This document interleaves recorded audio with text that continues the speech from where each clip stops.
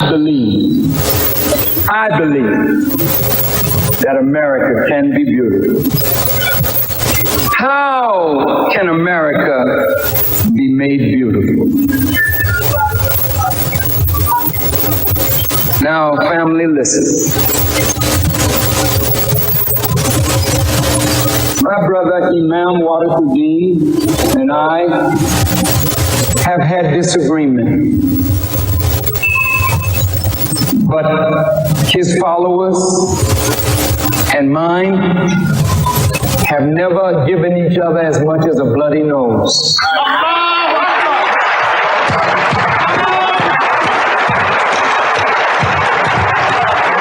Because in spite of our differences, there's a deep love in us.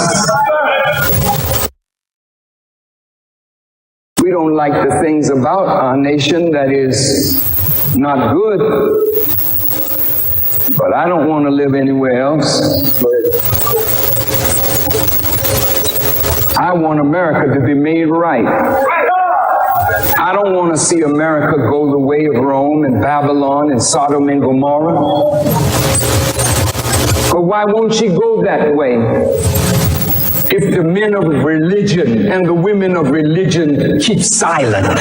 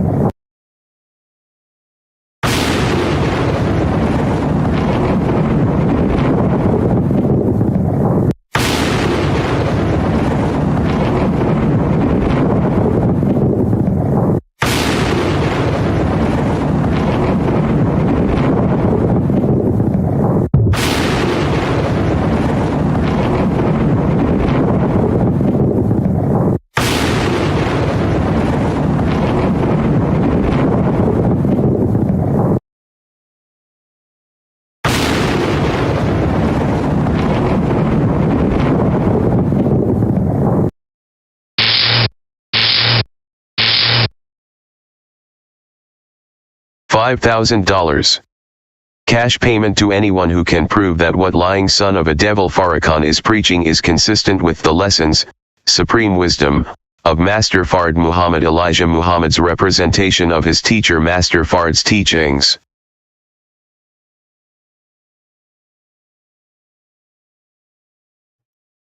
Assalamu alaikum, sisters and brothers. Sulaiman Rahim here, best in the covenant, breaker 7 seals. Pressure. Well, brothers and sisters, we're here now. Right? And no one stepped up to take this challenge because they can't. If I was like them, it'd be easy. But see, everything I say is exact and right. But that's what's required to deliver this message. It's a perfect message. That be delivered perfectly. Over the years, I had people come, oh, I want, they're all liars. But as Scripture says, you have to sacrifice everything to deliver this message. Sacrifice your mother, your father, everybody. Nobody's willing to do that, but yet they say, hey, I want. All the disciples, first you call Jesus, have down the cross, they was worried about when that happened. Hey, man, they know him. Because when the pressure hit, see, that's how you know for some reason squeeze it. If it's apple juice will come out. If it's orange juice will come out. If it's bullshit, and shit will come out. Like I said, I've never asked for any followers because I'm really doing them a favor. Because I know they're not going to take it serious. What they're going to do is hurt themselves, destroy themselves. And that's what they're doing. I'll elaborate on that in a minute. This is not a joke. The last chapter of the Injil tells you, you can't mess with one word. Or curse will be upon you. And they don't get it. That means, what's the possibility? They don't believe. They don't care. We're just stupid. Well, outright enemy. All of it is resistance. Every bit is resistance. And tells you all resistance will be crushed and destroyed. That's why I said I don't want any followers. It's better off they wouldn't follow us. Better off they didn't have any. Because they put themselves in that position. Don't mess with this. Don't mess with it. It's a lifeline. If you have heart surgery, there's somebody, well, I think that's the right side of his heart. They don't do the research. Is this the right patient doing the heart surgery? There was this woman, and she had to have eye surgery. About one of her eyes. Like she was blind in one eye, but eye, it had some problems, and they had to fix it, but one eye was blind. She was blind in one eye. These fools put the patch on the wrong eye. On a blind eye. So the doctor, when he went to work, he went and operated on the let me get this right. They put the patch, otherwise, let me back up here. They had to take out the bad eye. Right? That's I had it wrong. So, and a good eye was okay. But something wrong with the cancer in the bad eye. Right? So they put the patch on the wrong eye. They put the patch on her good eye. They put a patch on her bad eye. So, remember, because he covered the eye that wasn't supposed to be messed with. So he put the patch on the bad eye. So the doctor took out the good eye. And actually, this is actual story. You might be able to Google it. This happened about 5-6 years ago. Woman turned blind. And you know what their answer? Oh, excuse me, I'm sorry. Oh, that works? I'm blind the rest of my life, and that's why I'm giving you sorry? Like I tell these doctors, he tell me, insurance comes in, you got to see his doctor. I don't want to see his doctor. I tell him, I said, look, You want me to take all this stuff here? I said, if you make a mistake, I got to live with it. The only thing you got to say is, I'm sorry. No, excuse me, I'm not taking this stuff. They get mad. Oh, wow, you don't trust me? It ain't about trusting you. Because if you make a mistake, I got to pay for it. And nobody cares more about me than myself.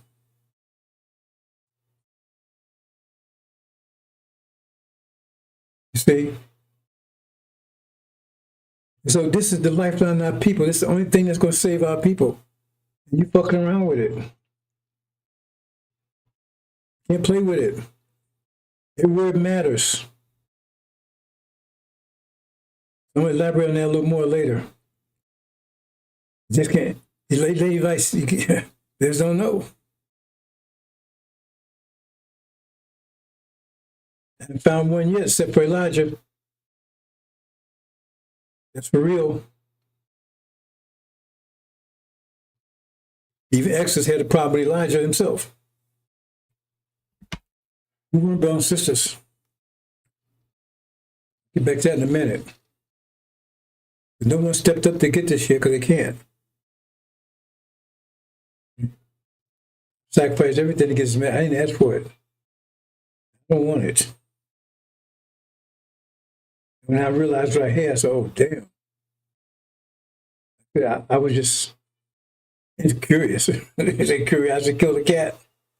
I was just curious. I told the story how, and I got into it. I'm into it, and then I realized, hey, I broke the seals. What does that mean? No. Nobody taught me. Nobody gave me this book. They said, here's the book, here's your mission. Like I always say, I think I got tricked into it. I saw it coming. I'm not sure how I would have done this. But it requires me to give up. It says my own children will be destroyed in this process. Because this message. Because they didn't adhere to it. And you can't be a judge if you're going to take and spare your children and condemn other children. You can't do that. I warned them. I said, it's not easy. But it's just the way it is. Our cost wasn't easy. That's the way it is. I don't want to go through it again. I don't want to go through it the first time. It says, see, this guy talking about he's the son of man. You reading there? It says, son of man, you have to eat shit. He protested, man, wait, hold it. I got to eat shit. He said, okay, hold it. Your people have to eat shit. You have to eat shit too. But I'm going to spare you from eating human shit. They're going to have the human shit. You just eat cow shit. It says it there. Nothing easy about this. It's not a joke. People are taking this seriously. So they're going to be hurt. They should have left it alone. You see, warning. That's why I talk about cutting the tree down. Let me say this quickly. Say you're an apple tree and you produce apples, beautiful apples. Red apples, juicy, but it got worms in it. You want your apples? We'll take your apples to market and say, oh man, look at these apples. Oh man, they got worms in them. Nobody want them apples. They'll take the damn thing and burn it up. Why produce? Because people think the judgment's going to be like that. No, that's not the judgment's going to be. It says you're either with me or you're against me. It's black and white. It's not going to be, oh, well, I did these good deeds and you go ahead and there's bad deeds. That's not what his judgment's going to be. That's not the way his judgment's going to be. You're 100% or you're 100% right or you're 100% wrong. That's why I say you're with me or you're against me. Ain't no in between. I try to get that mess over to people. I'm 99% right. Well, it says, can it purify you? When you purify something, it has no flaws in it. It said, it has no They said about the elect had no blemish.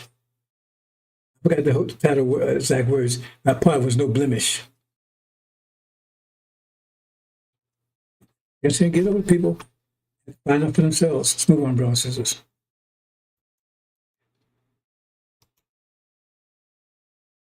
Let's play it,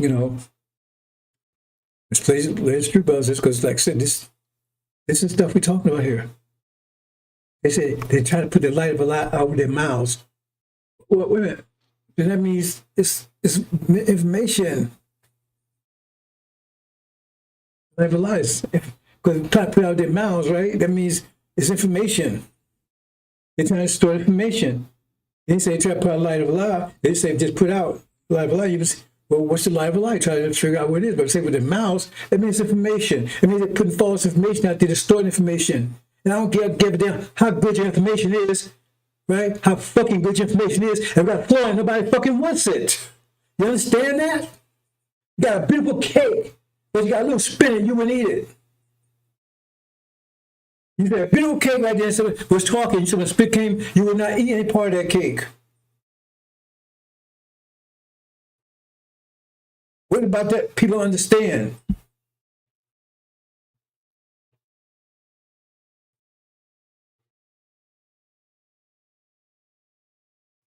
No flaws in it.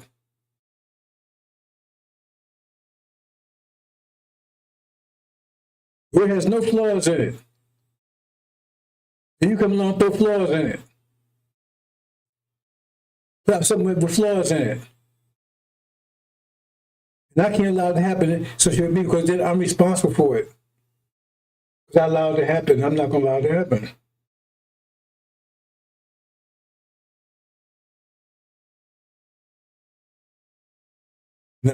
Not with me. Mm-mm.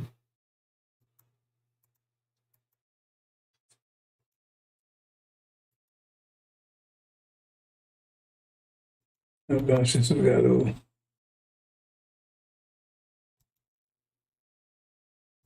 $5,000.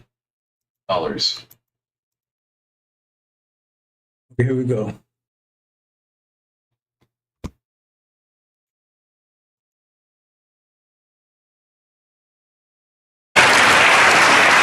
I gotta do this.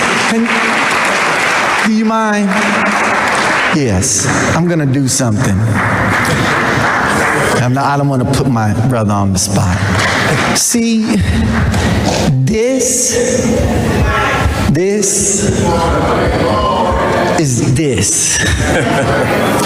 This is something else. Love and faith transcends color. And the reason why we embrace Father Pfleger as a brother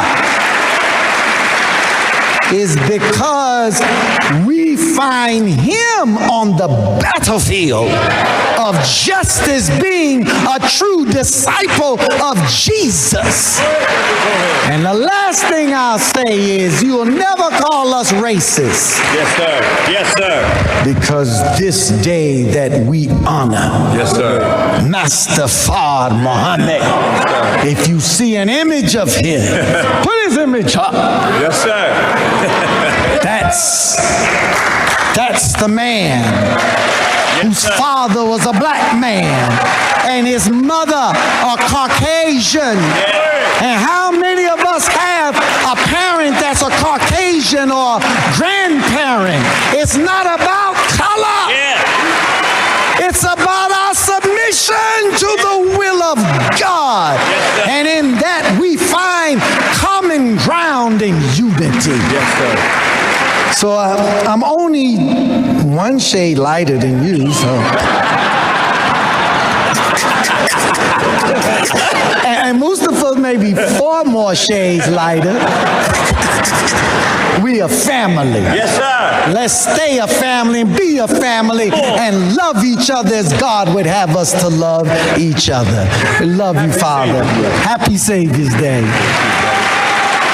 Thank you. I had to do that. We love you. One more time, brother.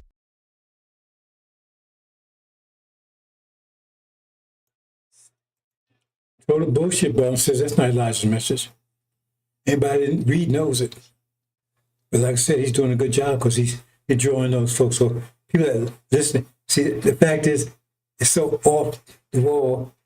You know it's bullshit if you have any idea at all. So you know, anybody that with that, you know, you don't want them. So you know, because that's part of this process. Separation has to take place. They tell you is there'll be chaff and there'll be wheat. Or tares of wheat, however you want it, the translation. They say got mixed together. And so they had to separate them. So it tells you that our people we make to be. It said that's a seed. It said there's seed, right?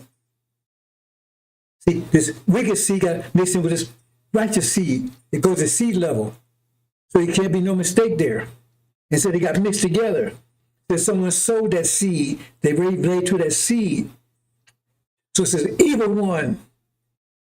So if evil one sowed the seed, right? If evil one sowed the seed amongst us, right? Then we know, and if they characterize seed as people, that means the evil one sowed his seed. I mean, is this too hard to understand? If the seed, chaff and wheat represent people, right? And someone sowed the seed, and the seed is chaff is seed, right? Then the person, then it had to come from a person. So he sowed his seed amongst us. Is that too hard to understand? That means we'll be polluted with the devil's seed. It says the evil one did it. I mean, how hard is this to understand? The devil one did it. So the devil sowed his seed amongst us. So we got his seed mixed in with us. Even Elijah could not separate.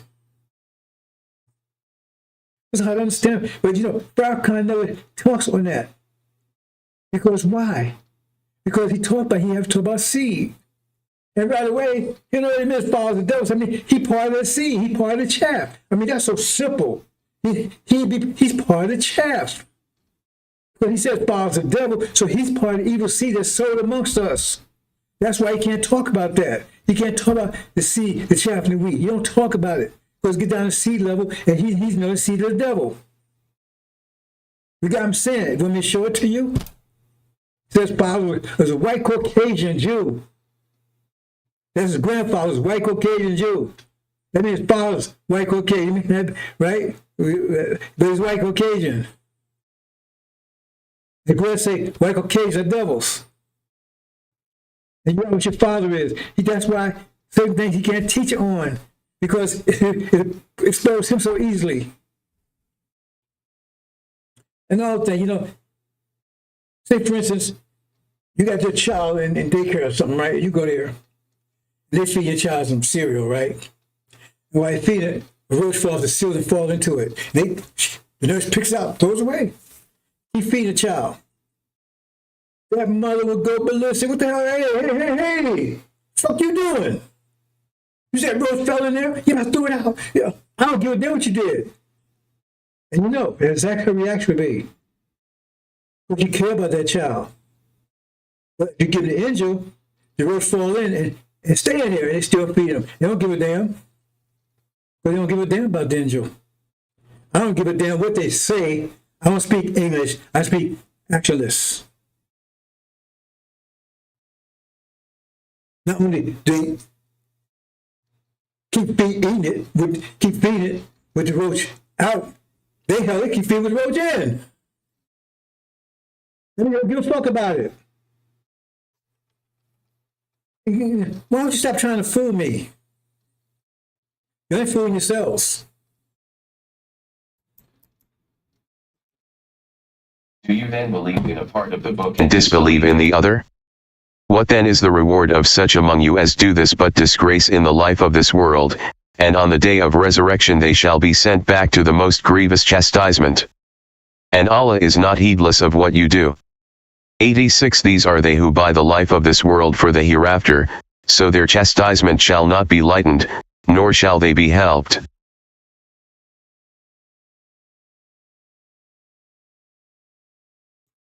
And just to understand what's coming, they're going to find out. I say experience is the best teacher, but at least scars. Oh, there are going to be some scars, brothers and sisters.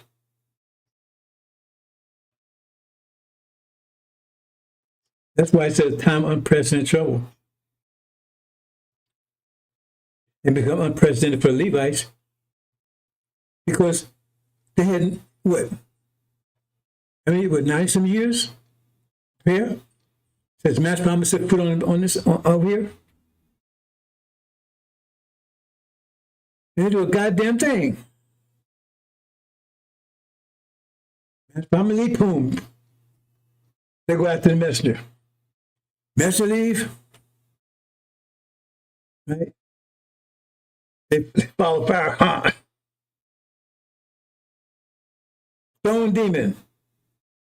Don't lie, coward. Demonstrated. I was there. Do nothing.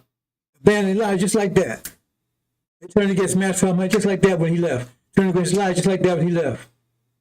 Just like that. So now they got about 5 months to make a 90-year journey. Have at it. You did it to yourself. And on top of that, they had a pause. They still didn't do a goddamn thing. We'll talk about that in a minute. They brought this on themselves. Because they listen to Master Promise and just follow Exodus. Very simple. That book, Exodus, you know. A lot of files ain't going nowhere. Exodus. They follow that simple path, simple map. They've been out of here. In a few more days when the shit hit the fan. Walk around out here.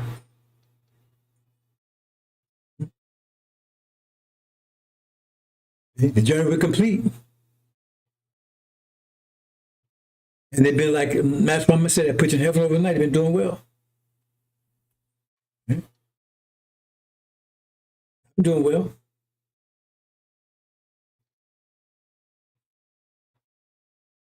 If you want to talk about American, I had that. I gave it up to do this. I'm still doing well. That's the promise for the baby. They've done well. They've been all united, together, doing well. It's like what's promised. They're stuck with the message. Elijah Muhammad had already made an island of success. He had created an island of success. Oh, island of success. Man, Elijah Muhammad had done. I was part of it. In the Nation of Islam, I was a foreman at Muhammad Street newspaper, midnight foreman. I lived in the complex, Nation Island complex, across Financial Nation Bank, Shop Nation stores, so forth, so on. Mellow. I had virtually no contact with devils. So, and that was at that point. So if they kept the program going, I kept the program going after Elijah left. I didn't fall down with FARRACON. I kept the program going, Elijah left. And when I ran to Injil by 1990, I had a mini mansion, like 5 bathrooms in there, a 3-story building in Orange, New Jersey. Berkeley Avenue, anybody familiar with that? Have my own business. I don't have any degrees, anything. I didn't finish the first year of high school. I got a GED. Have my own IT business. Rolling in dough. Kept the program going. You know, all the believers would hear that. They stuck with the program. Instead, FARRACON had it. Or he was rolling in dough, in their dough. And there was the dough. There was the dough. And I ain't talking about D-O-U-G-H either. But maybe I am. How you spell it, you know. So, you know, the dough you make bread with, there was a dough.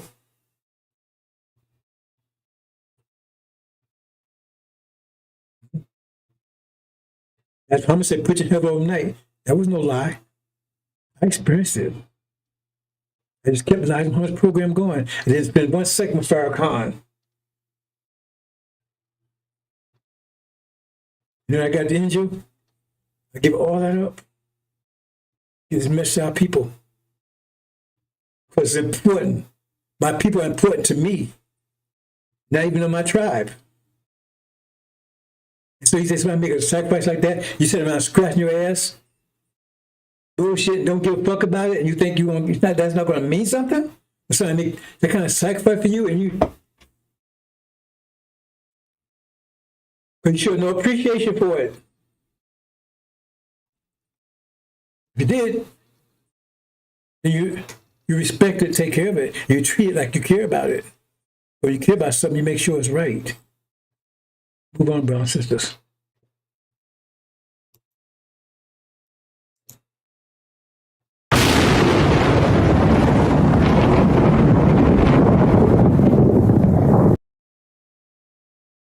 So here we're going to check if they're guilty of being part of the book and disciplining the other.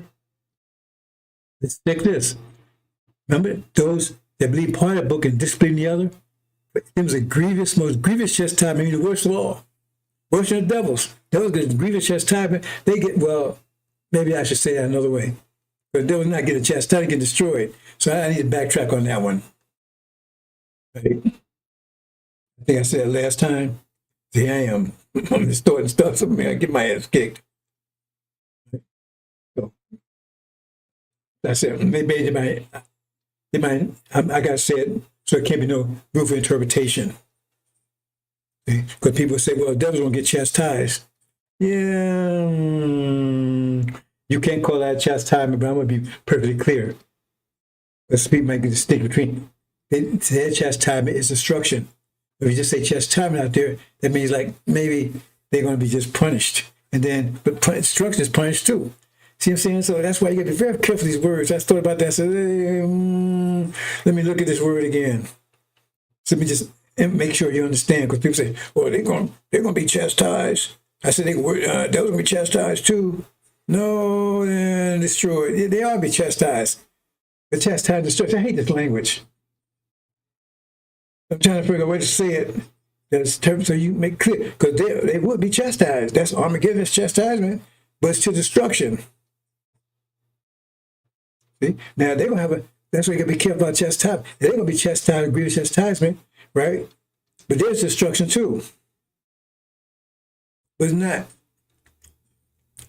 necessarily worse than the devil. So I'm gonna leave it like that. But let me leave it like that, because it's going to get too complicated here.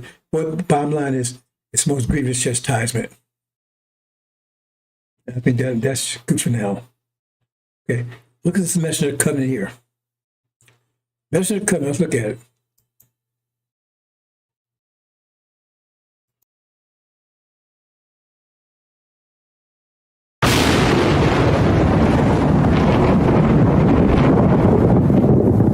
Malachi 3:1.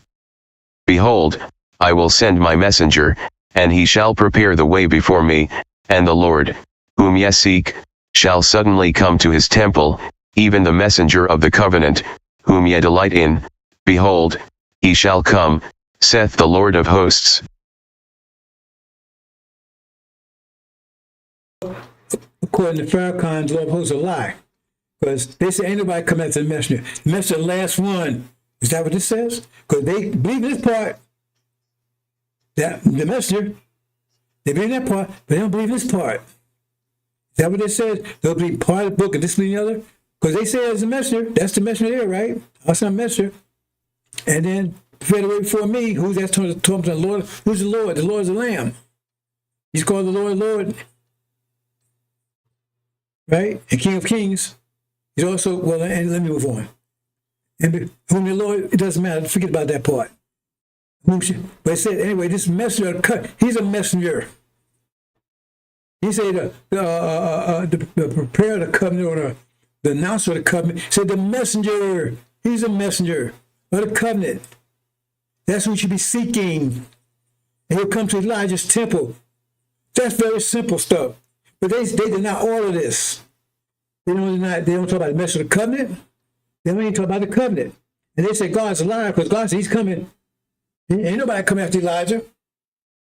Hey, FARRACON. Okay, let's go further.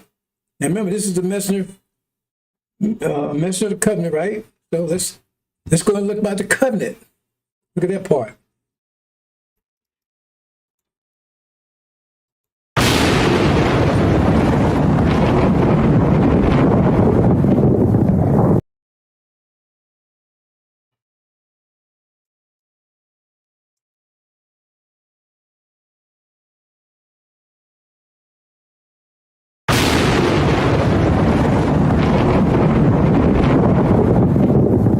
Genesis 15:12. And when the sun was going down, a deep sleep fell upon Abram, and, lo, an horror of great darkness fell upon him. 13. And he said unto Abram, Know of a surety that thy seed shall be a stranger in a land that is not theirs, and shall serve them, and they shall afflict them 400 years. 14. And also that nation, whom they shall serve, will I judge, and afterward shall they come out with great substance. Okay, they believe in this part. They talk about it, but they don't talk about the part about the judgment. Because FARRACON said, remember, he don't want to see America judge. He loves America. He don't see nothing happen to America. Why? Why he so in love with America? You don't see him judge all the shit they done to us? I mean, he's going to forget. Okay, it's like, somebody rape your mother and your sister. And well, I forget. What the hell are you doing? You forgive them. They rape your mother and your sister. First of all, what the hell you forget them for anyway? You don't give a damn about your mother and sister? Well, man, well, they don't forgive them. You don't care about them, you should be kicking ass. So he's going to dismiss everything done to us because he don't want to see nothing happen to them. He loves America. But how is the hell is the Messiah? Messiah means to take you out, Exodus, right, to take you home. But he said we ain't going nowhere. But he's the Messiah. 2 more days, bro. So we finally got here 35 years. 35. It's 36 years, right? 1990. Right? So it's 26. That'd be 36 years. It's be 36 years.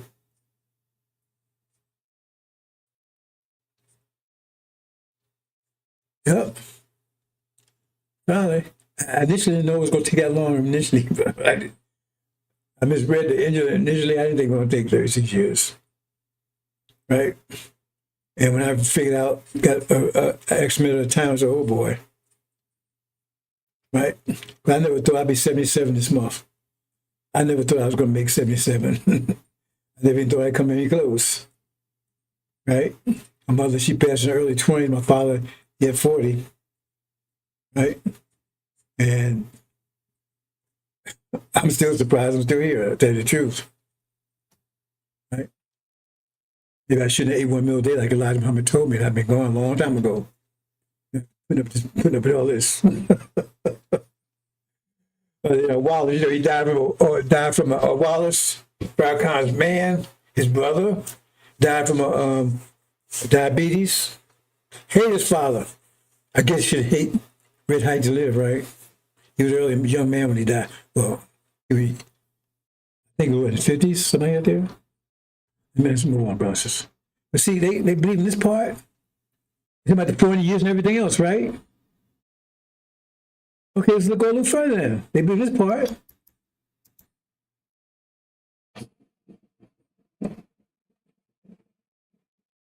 What about this part? Genesis 15:18. In the same day the Lord made a covenant with Abram. It's the covenant part. Unto thy seed have I given this land, from the river of Egypt unto the great river. Oh, I think that head sound turned off. The river Euphrates.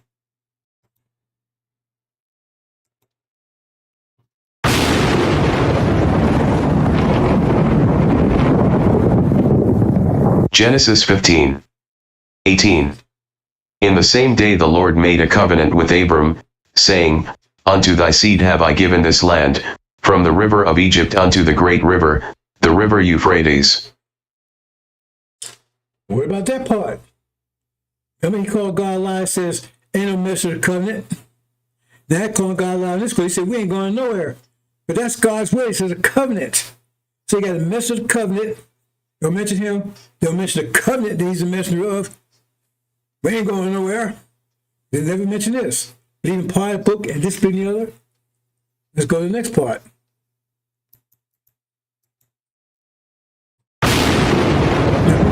What's the deity of the rest of the covenant? Let's put it all together, all three pieces together.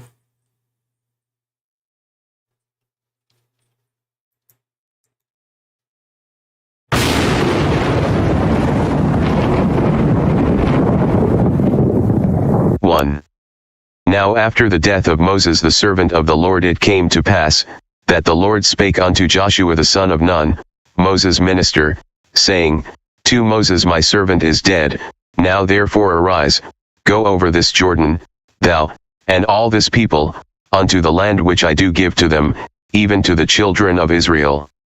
3. Every place that the sole of your foot shall tread upon, that have I given unto you, as I said unto Moses. 4. From the wilderness and this Lebanon even unto the great river, the river Euphrates, all the land of the Hittites, and unto the great sea toward the going down of the sun, shall be your coast. This brings all together. They don't speak on this part either. He bypassed Aaron and goes right to Joshua. What happened to Aaron? Well, Aaron died in the wilderness. He all his fathers killed too. Read Exodus. See? And the covenant's in here. Right? And the deity, Joshua. It's all right in there. And they never mention any of it. All three together. Why? Because Aaron's a liar. They mention Aaron, he's not mentioned anywhere. He's the one that's robbing the nation. Curse with a curse. On the next one.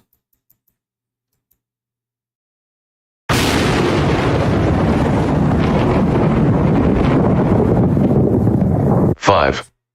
There shall not any man be able to stand before thee all the days of thy life, as I was with Moses, so I will be with thee, I will not fail thee, nor forsake thee. If FARRACON say that, they blew his ass up, those ration pills. Somebody stood before him and blew his ass up. Got a piece of shit in the bag for the rest of his life. All the days of our life. He's still alive, as I heard. So this doesn't apply to him, does it? Let's move on, brothers and sisters.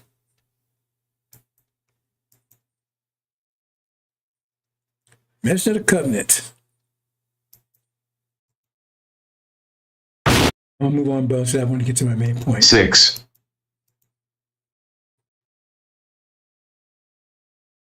Armageddon, phase 2. I taught phase 1 yesterday. That's the war in heaven.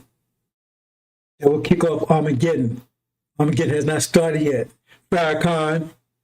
Let me say Armageddon started 3 years ago. See Armageddon? I told him it was a lie back then. I told him, no, the war's going to break out in the Middle East. Isn't that what's happened? See, Armageddon is a European war. It's triggered by the apocalypse. We're in apocalypse now. We're in the early phases of it. Okay, let me reiterate a little bit. The war in heaven. Okay, let me back up a little further. Abomination of desolation, no one's talking about it, but you're in it. You've been in it ever since for 2 years now. And they can't mention it because that will expose who they are. No one's telling you, you still look at this abomination of desolation if you look at all, and it's already occurred. And the way they phrase it, so you couldn't miss it. Because if you go and look at what abomination means, it means the uprising, remember October 7th, we're took down with great cruelty. That's what everybody says. With our great cruelty, genocide, from October 7th. And they can't mention it. Because it would, abomination of slavery would take place in Jerusalem, that area. How can you miss it? Exactly what's happening. So, who's doing the cruelty? Not the uprising, not the Arabs. the ones putting it down. They're the ones being cruel. And it says, when you see that, their destruction is near. That means false Israel's destruction is near. And even America too, because they're the ones that work together on it. America's supplying ammunition, and the false Israel just pulling the trigger. So you see it, their destruction is near. Not now, right? It doesn't say destruction is near. That means it's coming, it's short. That means not at that point. So that means the abomination desolation will be going for a while. Because their destruction is near. It means close. So they can't tell you that because that exposes who they are. But that's a yellow sign. That was a yellow light. Caution, watch out. Red light's got to come on. What's the red light? The warn heaven. That's the red light. Was that come on? Stop. In the winter. I use that analogy. Don't somebody pick up on that yet? Because after winter comes spring, in January, right? When I give the numbers here, we're going to see this thing going to happen this month or next month. That'd be in the spring, won't it? I mean, in the winter. And nobody picked up on that one either. Stop. The winter's over.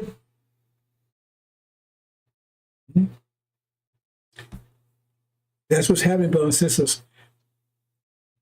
Let me go a little further. Then with Armageddon, it's the next phase, because Apocalypse, the one heaven, the events of one heaven kicks off Armageddon. So I explained the war in heaven 2 days ago. Michael's angels go against the dragon's angels.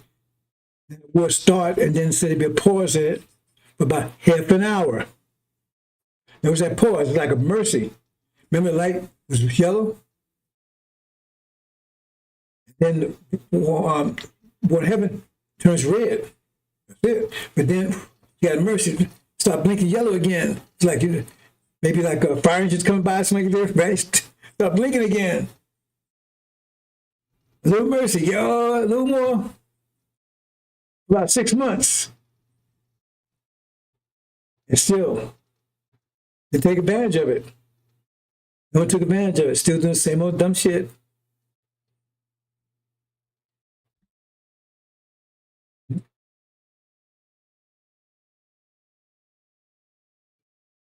I'm here accused. Oh, he's accused. No, I'm not accusing you. You're doing dumb shit because you didn't cause it, they caused it.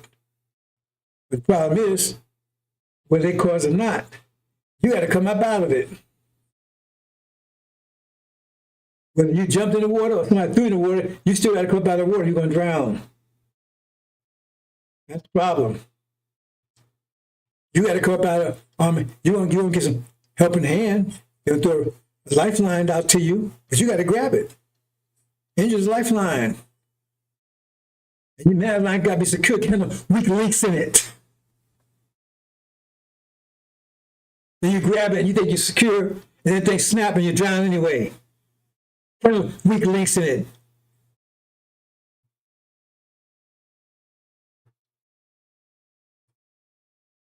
Right?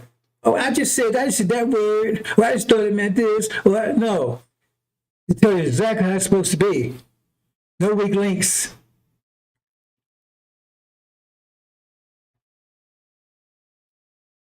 You depend on that lifeline. So now, it's about to turn red again. 2 more days. That's that pause. Oh, red. Well, let's give me a little yellow. Let's give me a little yellow, blink yellow for a little bit.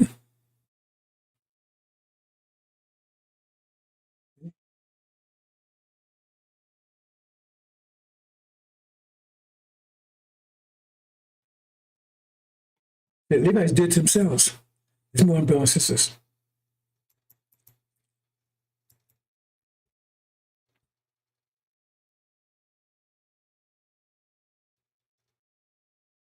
Okay, look at this.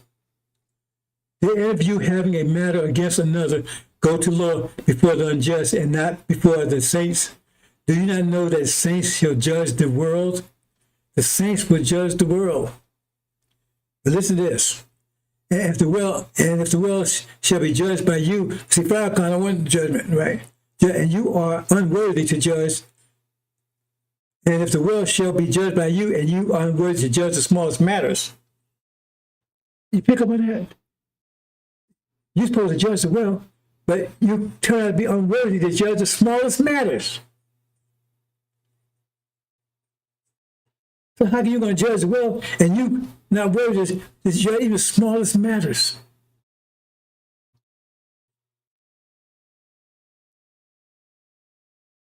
See? A small little mistake that you could just took 5 minutes to take, look and see, oh, that could have been that person. That person wasn't even alive then. That could be that place because how you going to call Africa Arabia? Well, you could.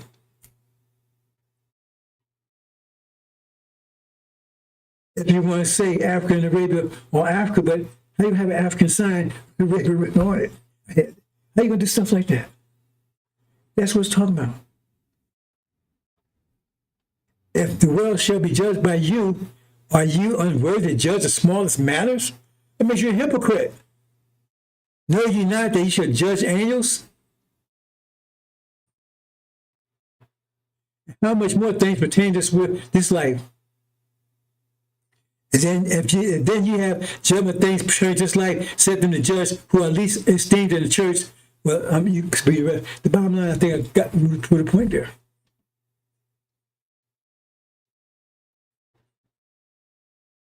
So if the ancient days, the judgment, it said you're going to be the ones that judge it. But the ancient days want to present a perfect, pure nation. He going to let you judge. Because if you won, you're going to give up all the shit. You're going to give them, oh, here's this cake, got all shit in it. No. We got to cut you off too. Nobody's going to let you judge if you can't judge the smallest matters. We're saying there. You're unworthy to judge the smallest matters. Not big super mistakes, little silly stuff. Because you don't care. Move on, brothers and sisters. Outside, and this is talking about the Injil, right? Outside, this is like it's hard to read. Outside the dogs and druggists and fornicators and the murderers and the adults and everyone lacking and doing the lie. You lack a lot of doing the lie, you're always thrown out.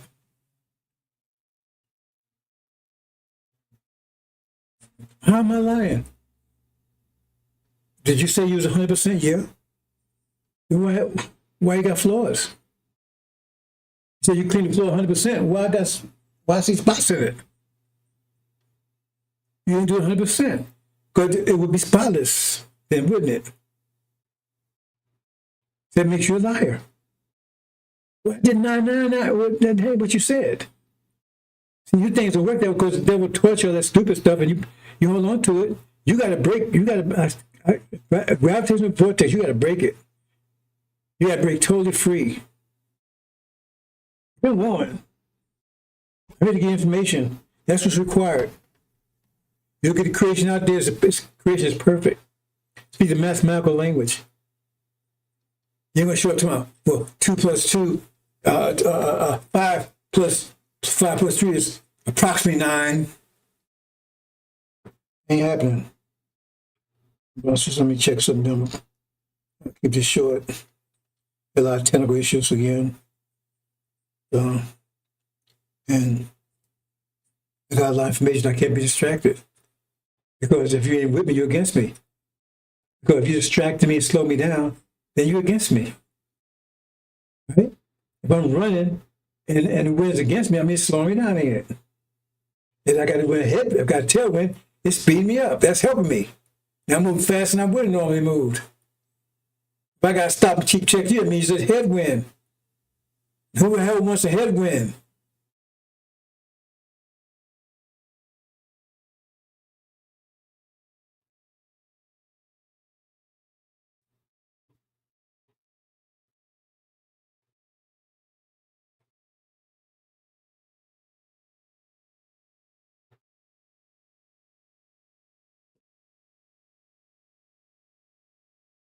Brothers and sisters.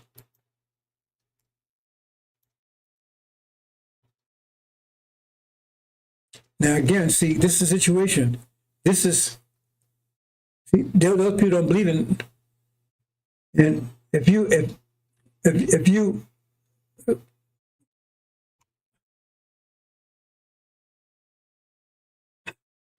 it's beyond me, brothers and sisters, I tell you. I'm the wrong person to judge anyway. I'm the wrong one.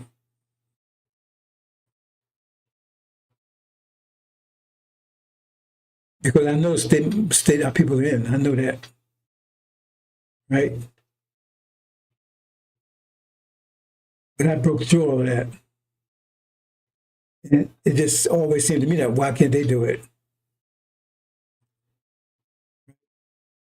I'm judging in relation to myself, which makes me a bad judge. See? So I'm not standing in judgment on people, not me. They're going to judge themselves. That'd be a more fair judgment. Not me. The true relation, they be judging themselves what I'm taking away. I keep saying, well, like when I was in the military, the same thing. I couldn't understand. Why I got to tell people what to do? I mean, I never could get that to my head. Tell people what to do. I've been married a couple of times, and that was just right there. Because some people think, because I don't tell them what to do, I don't know why I get that. They'll put that in our women, females' head, I guess. But maybe not, because when I was married, one was a demon. Because I wouldn't tell them what to do. I felt like I didn't care about her. Well, I ain't gonna be telling you what to do. You know, you telling people, you spend energy on them, that makes less energy for yourself. So now you walk all flawed, trying to get them to be pure. How does that work? I never could get into buy into that, telling all people what to do.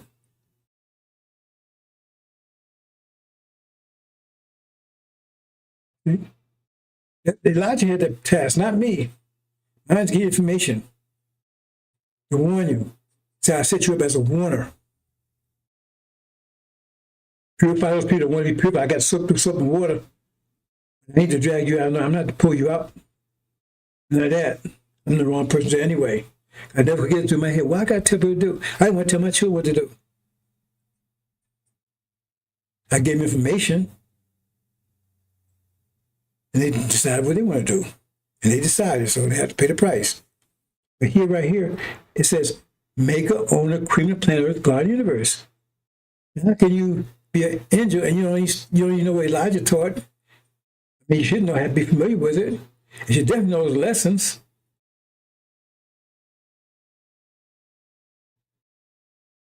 So you ain't got time to study lessons. You have no idea to familiarize yourself with what Elijah Muhammad was talking about. But you got time for other stuff. You say 100%? What's wrong with that mathematics? You know, I had a vacation. You know, the only thing I do, I spend time with my wife to watch a movie or something on the weekend. Right? She part of me. I gotta take a bath, don't I? Say, well, I'm saying you shouldn't take a bath, you shouldn't do anything. Well, I gotta take a bath, keep myself clean, keep myself healthy, right? She's the other part of me. The scripture tell you, we're two beings. I got to make sure we communicate with each other. I can't do without her. I can't do without her. Without her, I won't be able to do what I'm doing. So that demon, I could never have done this. It was just aggravation all the time. Distracting all the time. Anyway, this is the situation. Maker, owner, creator, planet, earth, God, universe. What about that you understand? Because if you understand that, then that means, because they got energy, they tell you what would work. They got supervisors, they tell you what to do. That means they control your energy. They control your money. That's part of the energy that you're aware of. So you get up in the morning, they control your energy. They got your identity. These got your land. They got your economy. They send all the jobs over there, the industrial jobs to China, and intellectual. So they put the Indians over for it. And FARRACON got your nation. He's a demon. There's the dragon. There's the goat. son of perdition, Antichrist, and the devil. Across the board. So that means they have everything, but make our own the cream planet God universe. That means it all belongs to us. How you gonna get it? You gotta go to war to take it back. You gonna give it up? It's very simple stuff, brothers and sisters. Unless you're not here and you like being butt broken. Donald, do me again, man. I can't. Whatever. Come on, FARRACON. I'm bent over, man. What you waiting for? But you so good to me. Sad.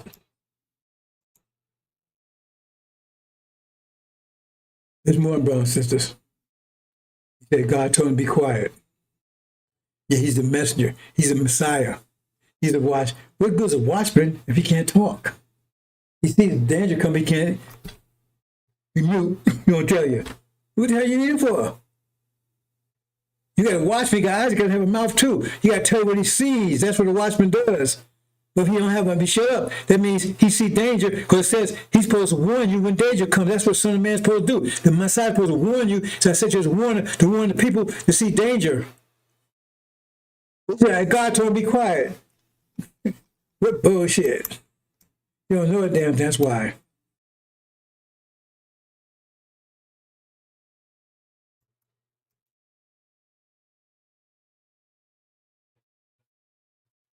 Okay, let's see if I get to the main point, brothers and sisters. Wow. Time does fly. Now, the war started. By the way, brothers and sisters.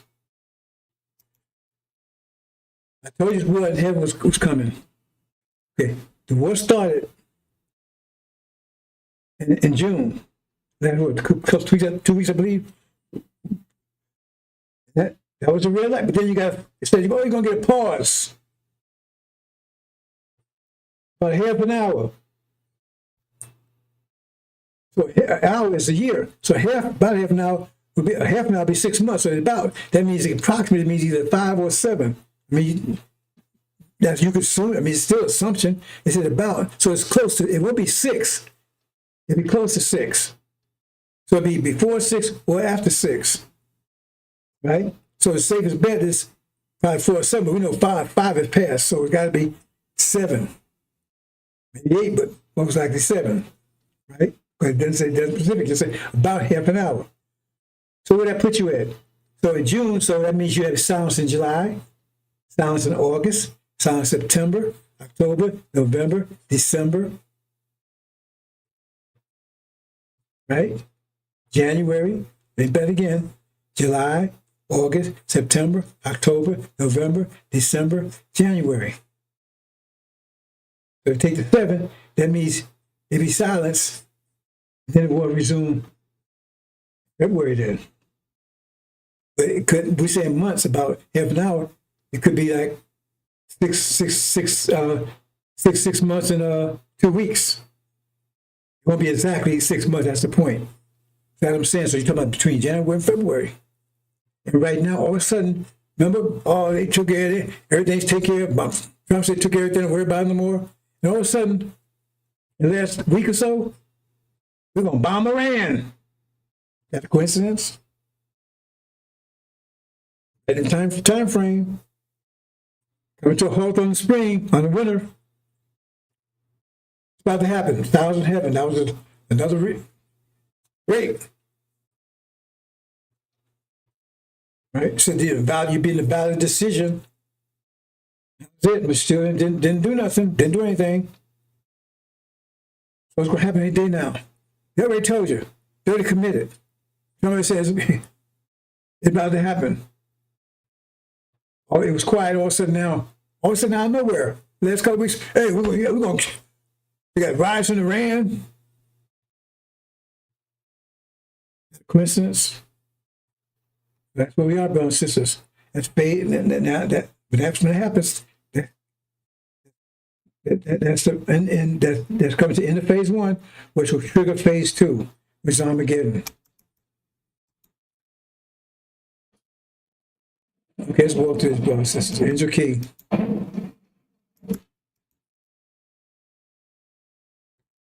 Now, see, whenever you open the seal, the seventh occurs. See, silence is heaven versus silence. Versus silence, right? And then, right, this is the war here. And it'd be a silence during this war. The war occurred in heaven. Michael's angels with the war of the dragon's angels.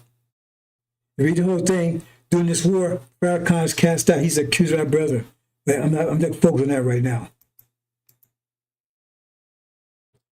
And remember, the fifth seal was where silence occurred. And the fifth seal is where Syria goes down. All these things I talk about, it's still out there. He's platinum for me a few times, but that information is still out there. If they're going to do it today or tomorrow. I told you Syria had to go, and then the war would start. First Iran, then Syria behind it. Syria went out, what, a few months ago? And then when the signs break, because and opened up the six seals, right? That's when silence is broken. And then you start shaking. That's the creation of the war. Some become black inside. You understand that? It means that's when the Nation of Islam, Ummah come together. And Mark, where they come to, they break with FARRACON, break from Legion, and break to Suleiman. Right? That's the war. Continue. Okay. What happened? That's the war of heaven. Okay, now the war of heaven, let me see what I got here. All the time.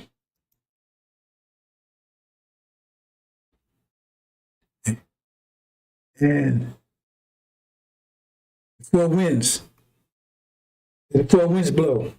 Four winds, right? So preach the four winds. Remember that? That's what it says. Somebody preached four winds, and that's when the nation came together. It says the first resurrection, that was with Elijah. They had no spirit. But they spoke four winds, and that's they came together. It's a great army. When the four winds blow. Right?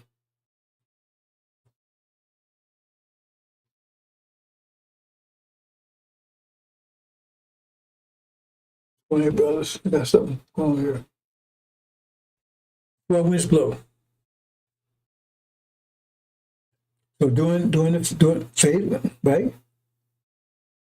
And that's what triggered Armageddon. Okay? So when the four winds blow, then Armageddon happens. Four winds blow, it triggers Armageddon, it also triggers resurrection. Four winds blow. Okay? If you pay attention to this, the four winds blow.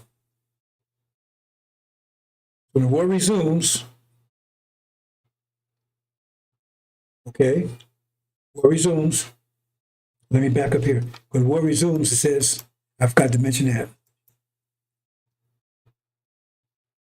When six, okay, that's when it's coming. Then it says, and stars heaven fell on the earth. That's four winds. As the fig tree is thrown on the right figs. That means America and Britain is kicked out of the Middle East.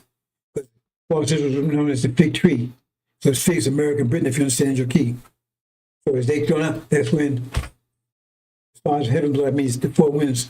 And four winds is when the resurrection takes place, coming together to see the great army. See? Okay. If you read further, I take a little while to explain this. That's Armageddon. Armageddon is when, let me just show you a graphic here. Let me just explain it. They're thrown out, Middle East, America and Britain, the God make out throughout the Middle East. That's what's going to happen. Let me say a little clear. The war's going to resume. Iran's going to come at them like a whirlwind, like it says in Daniel. The missiles going to be flying. It's going to knock America out. They're going to be flying out there with their ass on fire. It's going to leave false Israel under siege, abandoned. Smashed by Muhammad says Michael and his angels. Michael was smashed by Muhammad.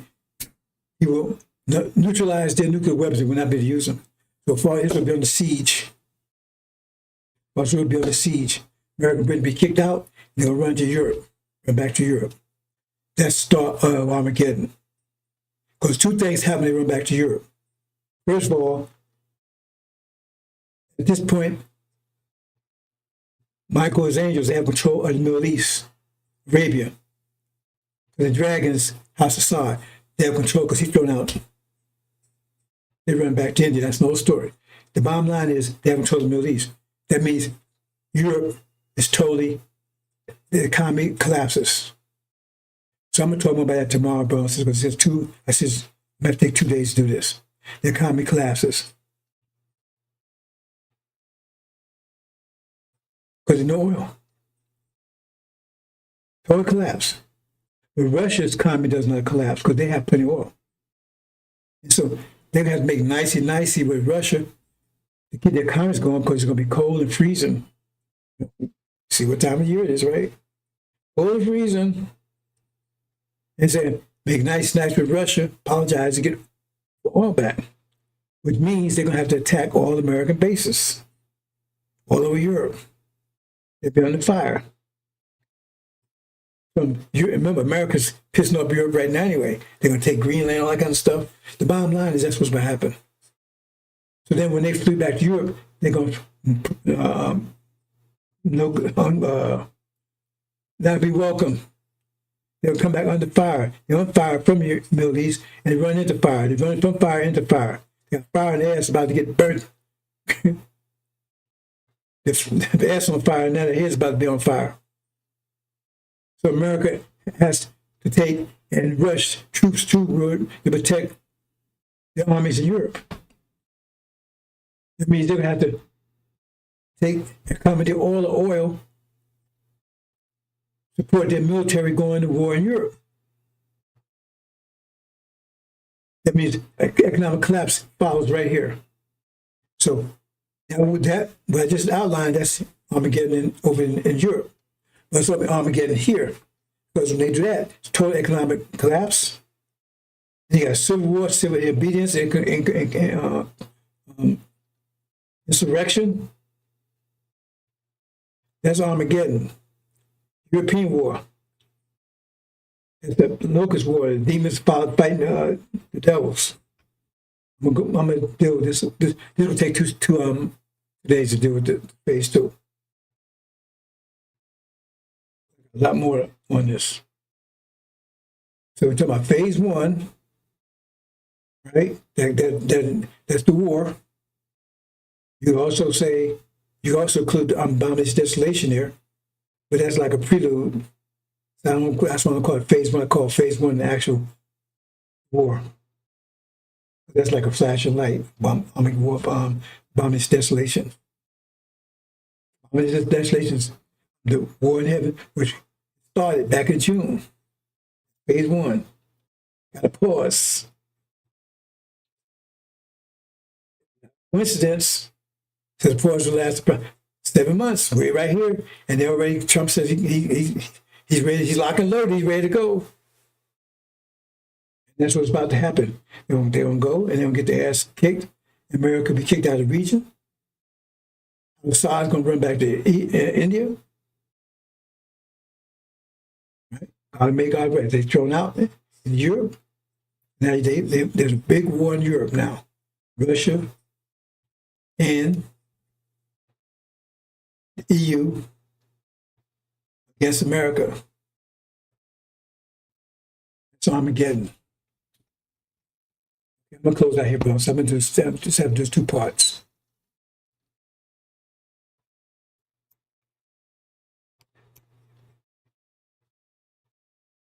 And this is an example. It's going to be so bad here. It says the hands of a compassionate woman have cooked their own children, became food for them in the destruction of the daughter of my people. Okay? Why do I refer to as the daughter of my people? They'll drink kinship, but you figure that one out. And the king said, oh, they argue with each other about whose son they're going to eat. Make city desolate. Here's he, for everyone that passeth by should be astonished. Here's cause the plagues thereof. And I will cause them to eat the flesh of their sons, flesh of their daughters, to eat everyone the flesh of their friends in the siege. See? It's talking about false Israel. Straight and aware of their enemies, they shall that seek their lives shall straighten them. See? It means the enemies, that's the Palestinians.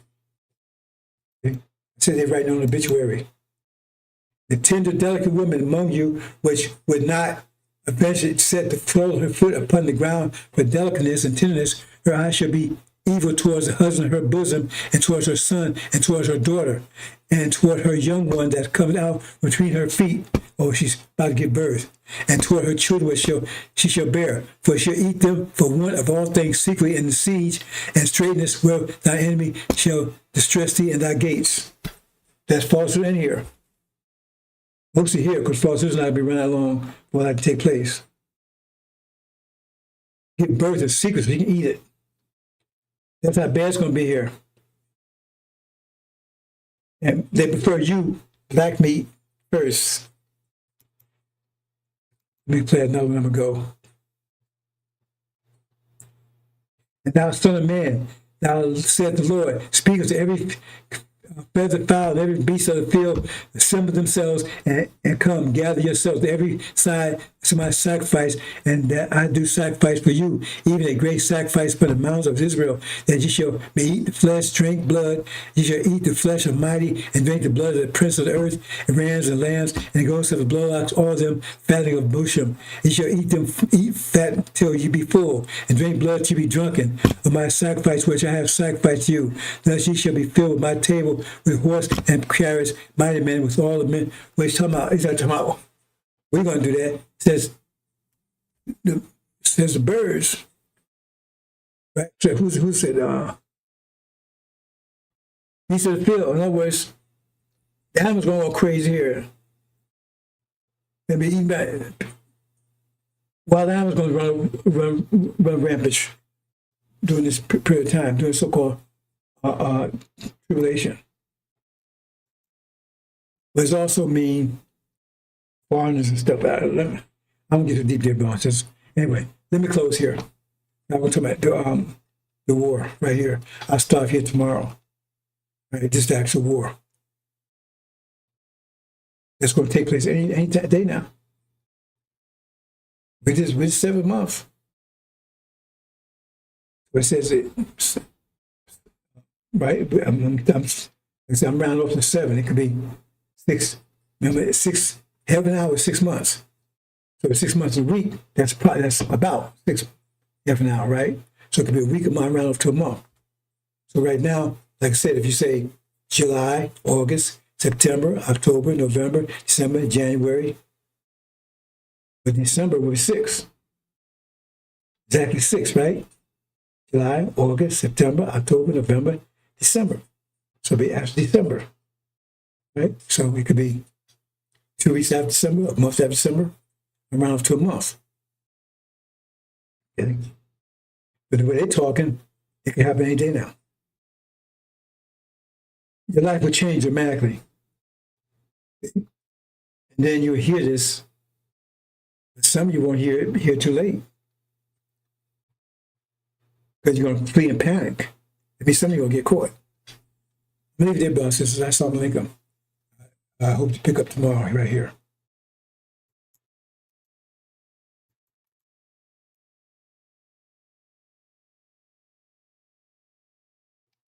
Mm-hmm.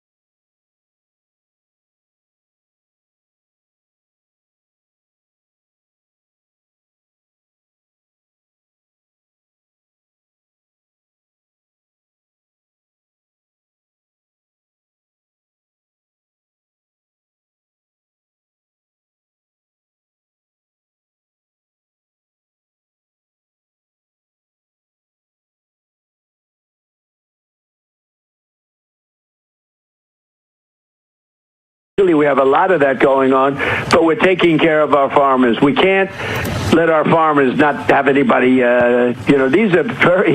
these people, you can't replace them very easily. People that live in the inner city are not doing that work. They're just not doing that work. And they've tried, we've tried, everybody tried. They don't do it. These people do it naturally. I said, what happens if they get it to a farmer the other day? What happens if they get a bad back? He said, they don't get a bad back, sir, because if they get a bad back, they die. I said, that's interesting, isn't it? Well, you heard that. Donald Trump is a believer in eugenics. He believes that white people are the superior race. And inner city is code for black people. And he believes black people cannot now work on the farms. I guess they're not good enough for that. So Hispanic people can do it because they have the backs for it. This is what this man is saying out loud in interviews. He is a racist. It's been proven time and time again. The man had Mein Kampf on his bedside table that he would read at night. Enough to let you know where he stands on that. Just more outrageous, racist things from Donald Trump. They want to arrest those who can do the farm work, well, until their backs give out. And then he'll probably ship them to El Salvador or some other country. Just more vile statements from the president and let you know where he stands.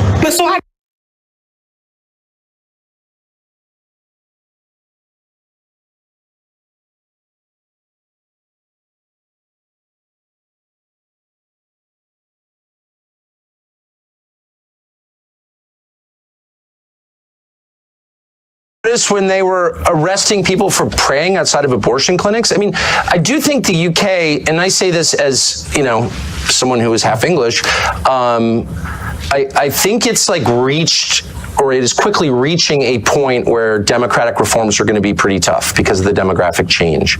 And that, of course, the point of importing all these people is to overwhelm the people who live there who disapprove of the program. So you don't have to care what they think because you just bring in new people and their will becomes like all that matters. And so I don't think you're going to fix these things through elections at some point, probably pretty soon.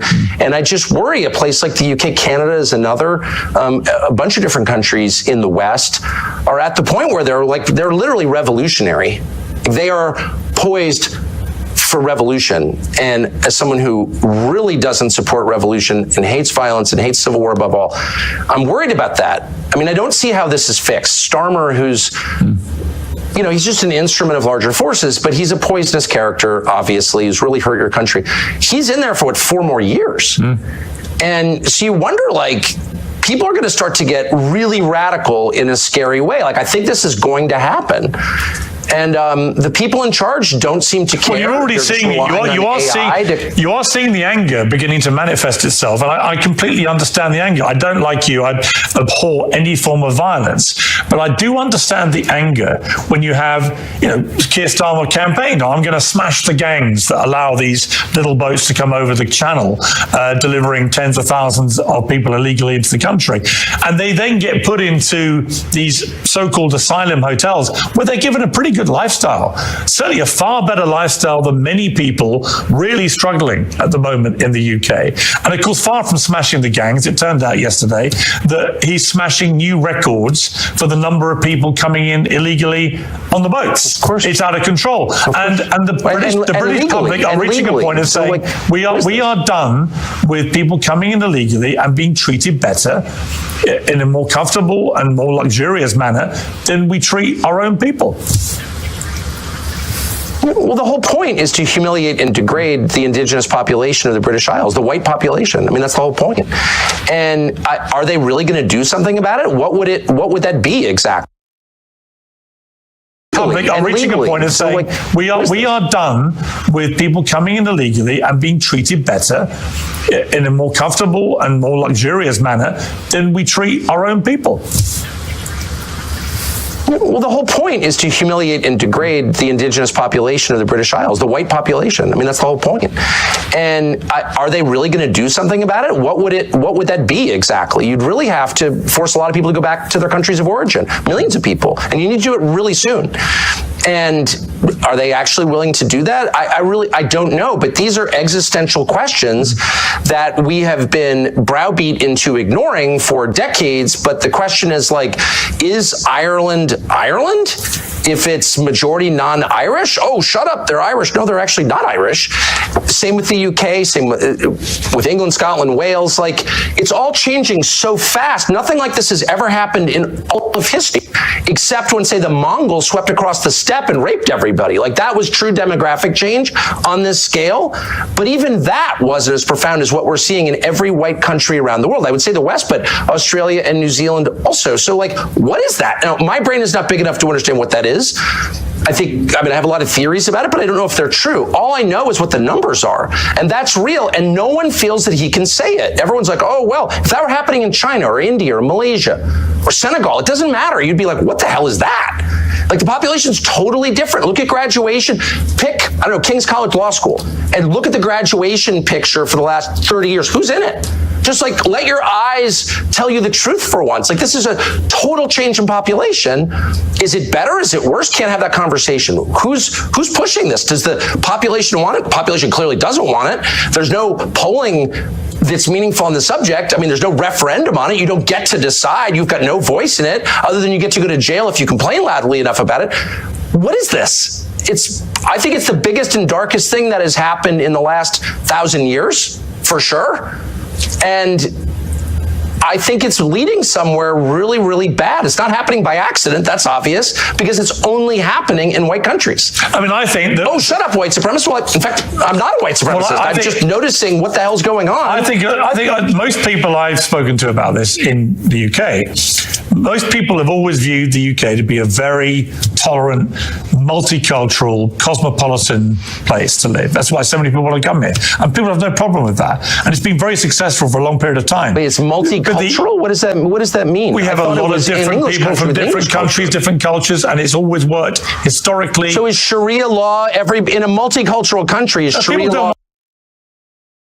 What does that mean? We have a lot of different people from different countries, different cultures, and it's always worked historically. So is Sharia law in a multicultural country, is Sharia law every bit as valid as English common? No, people don't want Sharia law here. No. A lot of people do. Wait, hold on. I don't know what you mean. Multiculturalism itself is a lie designed to subvert a society. No, a society has a culture. You can argue about what it is or ought to be. It's not necessarily the same as race. It's connected to race, but it's not the same. People from different races can buy into your culture. That was kind of the beauty of the West. But a multicultural sociway is not sustainable. There's never been your such a society thing. Is one culture will dominate. Hang on, Tucker. Surely the United States of America, given the very way it was created, is the epitome of a multicultural society. And my point I was going to make to you was... It's absolutely not. No. It's a multiracial. It's a multiracial society. Yeah. Though it was not actually a multiracial society up until pretty recently. It was just like 90% white for most of its existence, but whatever. But you did have different peoples, you had different religions. That was all totally fine, but there was one culture, as American culture. There's no such thing as a multicultural society. It's not sustainable. One culture will overwhelm the other. Again, it's not the same as race. It's not identical to race. It's connected, but it's not the same. But multiculturalism is by definition insane. No, it's never happened. It never will happen. One culture will predominate. It will impose its values on everybody else. I mean, the gay thing, which was not a thing 40 years ago, gay was a slur, all of a sudden becomes multiculture there. There's one culture, and it's required. And that's true in every society, because a culture is a commonly agreed upon set of values, which in their firmest form are called laws. But those values can evolve. This is true everywhere. But those values can evolve. Of course they evolve, but there's only one set of them. It's not multicultural. There's one set. You worship one God in every society. Sorry. But your country's values were established by the United States Constitution, and that's had, 26, 27 amendments, right? So your own values, as determined by the founding fathers, they have evolved and been changed to accommodate changing time. There's no doubt. Look, I'm not even arguing against change. That's natural. It's natural that people's views evolve. So the culture changes. Once you start rejecting the laws of nature, then you're doomed. But let me just say, no, of course, societies change. I get it. All I'm saying, I'm making a very discrete, specific point, which is multicultural multiculturalism as an idea is laughably stupid. It has never worked. We never had it anywhere, and it never will exist because it's contrary to human nature. One culture, one way of looking at things, one worldview will predominate, and it will punish all who deviate from it. That is the nature of societies. So if you're telling me it's determined by the founding fathers, they have evolved and been changed to accommodate changing time. There's no doubt. Look, I'm not even arguing against change. That's natural. It's natural that people's views evolve. So those values can evolve. There's one culture, and it's required. And that's true in every society because a culture is a commonly agreed upon set of values, which in their firmest form are called laws. But those values can evolve. This is true everywhere. But those values can evolve. Of course they evolve, but there's only one set of them. It's not multicultural. There's one set. You worship one God in every society. Sorry. Your country's values were established by the United States Constitution, and that's had, what is it, 26, 27 amendments, right? So your own values, as determined by the founding fathers, they have evolved and been changed to accommodate changing time. There's no doubt. Look, I'm not even arguing against change. Natural that people's views evolve. So the culture changes. Once you start rejecting the laws of nature, then you're doomed. But let me just say, no, of course, societies change. I get it.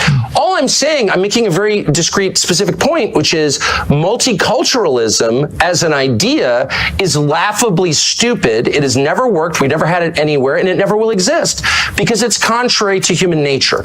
One culture, one way of looking at things, one worldview will predominate, and it will punish all who deviate from it. That is the nature of societies. So if you're telling me it's multicultural, we can all live and have radically different values, that's just not true. It's never been true. It never will be true. So you're having one culture, one worldview predominate over another and dominate and suppress all dissent. That's just what it is, dude. Let's be honest. I would point to the United States of America and the United Kingdom as two shining examples, albeit not completely without their flaws, but shining examples of places that are deemed by the rest of the world.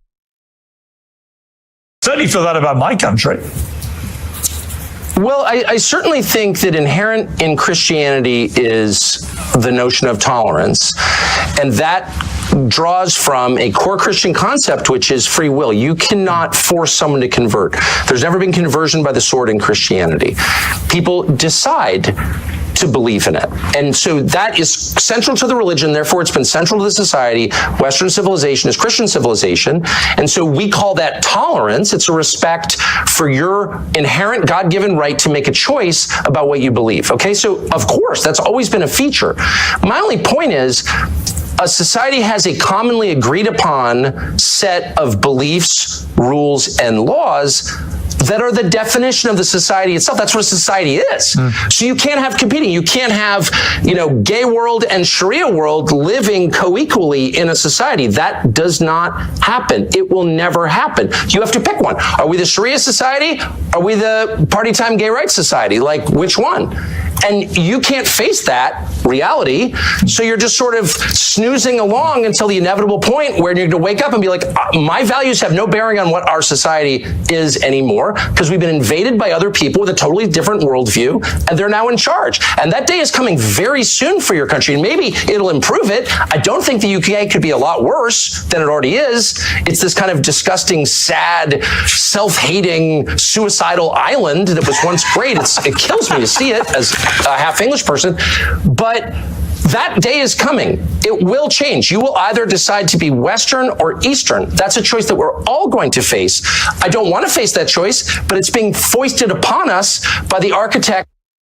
That's a choice that we're all going to face. Suicidal island that was once great. It kills me to see it as a half English.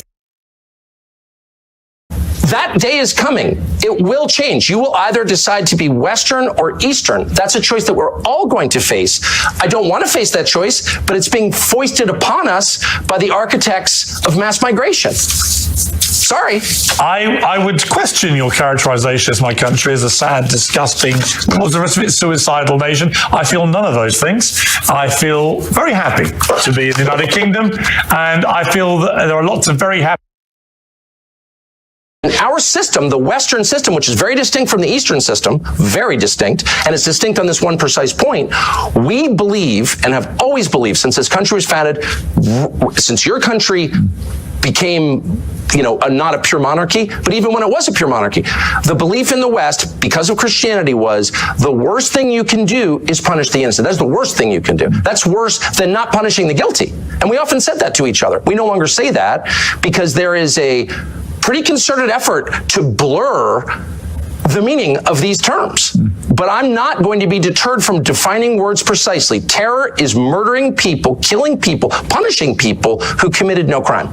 Period. So when the Israeli government says it has repeatedly that even though over 20,000 completely innocent children are believed to have died in their response to what Hamas did on October the 7th at the hands of the IDF, there are many on the pro-Palestinian side who say that Israel is behaving like terrorists too in the way that they have gone about conducting this war. Would you go as far as to say that? One of the things that I really object to now is this relentless focus on Israel, which, by the way, is a foreign country that I have nothing to do with.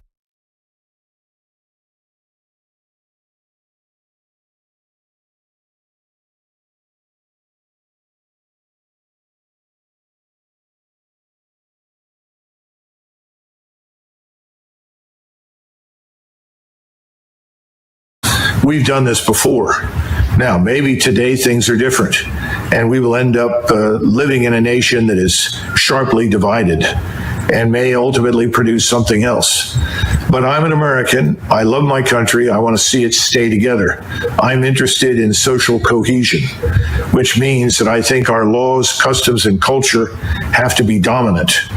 We can accept some diversity on the edges, but not fundamental division.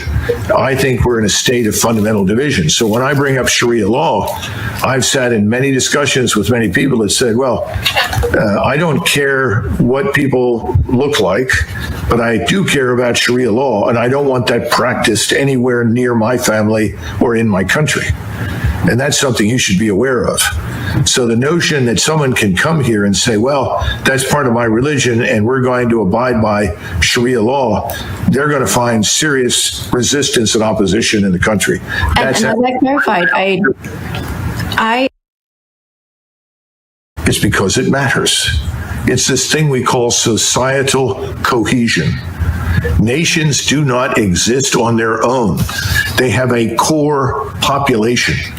Our core population from the very beginning was always at least 80% European and Christian and about 15 to 20% African. But when you start bringing in huge numbers, millions, who are fundamentally different from the core population, you are going to get violence, anger, and conflict. How many times have you heard people say, if you bring people in from the developing world, what do you get? The developing world. And now we've got that. You can't bring in hundreds of thousands of people from Somalia, plant them, of all places, in Minnesota, and then be shocked that, no, they're not Americans. They're not really interested in being Americans. They're foreigners living on American soil. Nobody wants to say that publicly. If you do, oh, well, you're a racist. Well, you know, the world is full of racists. The real war that's going to decide our fate is not going to be fought anywhere overseas.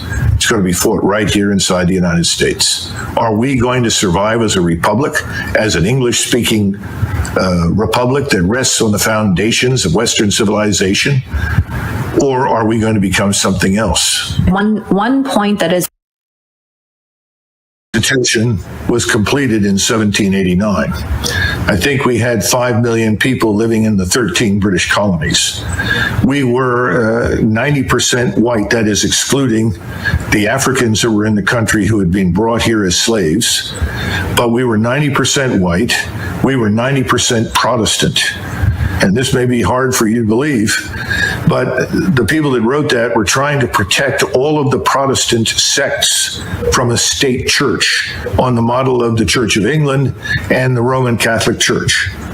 That's one of the reasons it was almost 100 years or more after that before people began to finally accept Catholicism as a religion, because it was viewed as political power. My point to you is the Constitution is outdated. The way we are governed is outdated. It has to be re-examined. Nobody in 1789 imagined that anybody would come to the United States except another lunatic, religious fanatical Protestant who hated the Church of England. That's what people feared. That's what they thought of. The Constitution that we have does many good things, but I would argue that the Bill of Rights is ultimately more important. The Bill of Rights is vital and essential, and that needs to be defended. But the Constitution and the way we govern and the things that we're doing, it's out of date. It doesn't fit our needs. And that's back to my comment on something given has no value. You have to earn it. And we haven't made anybody earn their place in this country. I'm talking about people like me that have been here forever. My first ancestor stepped off the boat in 1681. So we've got to get back to some notion of national service, because national service promotes national integration. It addresses some of these problems that you're discussing. Now, I know that you may not want to conform and may not want to be as I am, but I'm an American and nobody questions that. Nobody ever will. If you don't want to stand out and be questioned, then I suggest that you change your appearance, because I don't think it's life or death for you to wear what you wear. I think this conversation, it's not fine, because it's leading to violence that could have otherwise been avoided. You see, every great nation, every large nation can always accept some number of people into its ranks that are different from them. It's always been the case. But if you suddenly import millions, which is what's happened here and happened in Europe, then you threaten the core gene pool. What I'm trying to tell you is there's a problem. And we can all think that there isn't, and you can insist there isn't, but that's the view.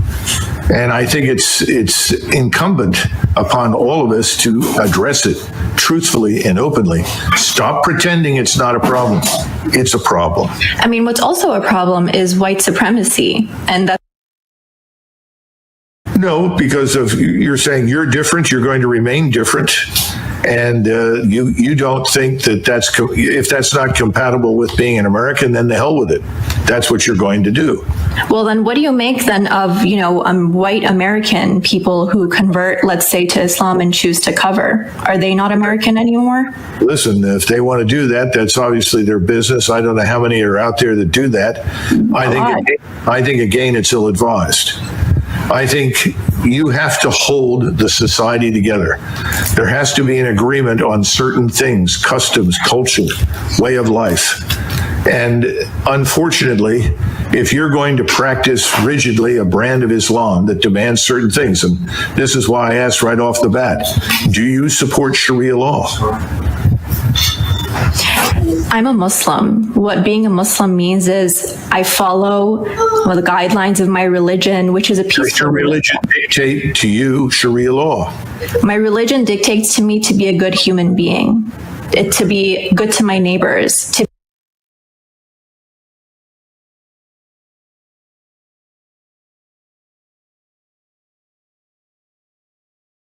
that the most powerful force in today's Republican Party is represented by what Charlie Kirk said. It is this drive to make America a white Christian nation. I got to tell you, this is what they say privately. This is now what they say publicly. This is what Charlie Kirk said publicly. And Joe, again, one of the reasons I wanted to have you on, because you know these people very, very well. Yeah. You said it yourself. You were one of the strongest voices. You were one of the folks who understood the incendiary language when you were in Congress, when you had your radio show, and how people loved when you did it. And then when you chose to apologize for that and turn away from it, oh my God, they literally have just tried to destroy you because of that. Yeah, again, you know the deal, Roland, right? I came out publicly against Trump 7 years. For 7 years, I put up with death threats on a regular basis. Nobody is welcome in that party unless you bow down to what this force is, this MAGA force. And again, look, there have been some people on the left who've celebrated Charlie Kirk's murder. Shame on them, be better people. But this is much worse, Roland, what my former friends are doing on the right, because they are turning this into a holy war. When you say we declare war on the left because of what some 22-year-old young guy did in Utah, and then you declare war on the whole left, that's a lot worse than celebrating Charlie Kirk's murder, because that's dishonest, but that's also inciting hate and violence. And Roland, look, Trump's an idiot. So yeah, Trump says the left, the problem in the country is the left. J.D. Vance is not an idiot. What did J.D. Vance say today, right? He was subbing for Charlie Kirk on his radio show, and he spent the entire show going after the left, going after them, they, them. Man, Democrats need to wake up, Roland. This is a really serious deal by my former colleagues. The stuff that I hear privately from them right now, Roland, for the last 5 days, I mean, they want to go to war. This is a holy war. Oh, it absolutely is. And what really jumps out at me on this very thing here, Joe, and I've been saying this, I played the speech 2 weeks ago that mainstream media just ignored, of Missouri Senator Eric Schmidt, who gave a speech at NatCon, Peter Thiel's group, where he literally gave a white nationalist speech, where he said our ancestors fought for this country to be ours and no one else. He was talking about white people. He was basically saying if you are Black, Latino, Asian American, or even Native American, America is not for you. And folks just ignored it. And so people need to understand, again, what they're saying, why they're saying it. And yes, there are many evangelicals, any very conservative white Christians who are pushing this as well. And you nailed it. They want a holy war. They want a race war. They want this to be a white country. It is clear as day. And Roland, really important point. Charlie Kirk at only 31, the impact he had, because he was one of the most successful pushers of this white Christian nationalistic idea. And so I think that's why all of his defenders are out there so strenuously denying he said anything divisive, because they know if you really go through Charlie Kirk's public record, everything he said about people of color and Black women and Muslims and gays and transgenders, if people took the time to go through all of that, and that was put out for average people to see, they'd be blown away by it. That's why his defenders are like supercharged right now. They don't want that record to be seen. Today, you mentioned, and I mentioned as well, Vice President J.D. Vance sitting in to do his show. And listen to this man just blatantly lie, Joe. Play it. I read a story in The Nation magazine about my dear friend, Charlie Kirk. Now, The Nation isn't a fringe blog. It's a well-funded, well-respected magazine whose publishing history goes back to the American Civil War. George Soros's Open Society Foundation funds this magazine, as does the Ford Foundation and many other wealthy titans of the American progressive movement. The writer accuses Charlie of saying, and I quote, "Black women do not have brain processing power to be taken seriously." But if you go and watch the clip, the very clip she links to, you realize he never said anything like that. He never uttered those words. He made an argument against affirmative action as a policy. He criticized a specific Supreme Court justice as an individual. He never said anything about black women as a group. He made an argument for judging people of all races and backgrounds by their own individual merits. Bullshit. Okay, Joe, this is actually what he said. No, Roland, that's utter bullshit. In fact, you know, if we would have said 3 weeks ago, Blake, if we would have said that Joy Reid and Michelle Obama and Sheila Jackson Lee and Ketanji Brown Jackson were affirmative action picks, we would have been called the racist. But now they're coming out and they're saying it for us. They're coming out and they're saying, I'm only here because of affirmative action. Yeah, we know.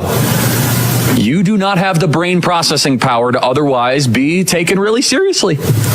You had to go steal a white person's slot to go be taken somewhat seriously. Play cut 52. But I rise today as a clear recipient of affirmative action, and particularly in higher education. I may have been admitted on affirmative action, both in terms of being a woman and a woman of color. All right, Joe. He literally said it. Not only that, Vance lied. Soros does not fund the nation. So he sat there and flat out lied. And Roland, remind me, what's J.D. Vance's job? He's the vice president, and yet he had time today to do a radio show for a former right-wing podcaster. I mean, look what they're not even, Roland, they're not even subtle about it, what this White House is doing. They believe, man, the path to victory is fear, hate, and division. And that's what they're putting out there. That was Charlie Kirk literally going after 4 accomplished black women by saying they didn't have the brain power to get where they got.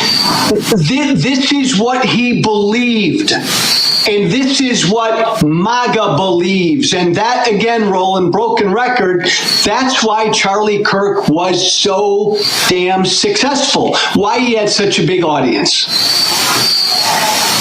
Yeah, and not only that, you take Nick Fuentes, who's to the right of Charlie Kirk. The night of or the day after Kirk was shot and killed, Fuentes had 200,000 people watching him live. And so what you have this fervor.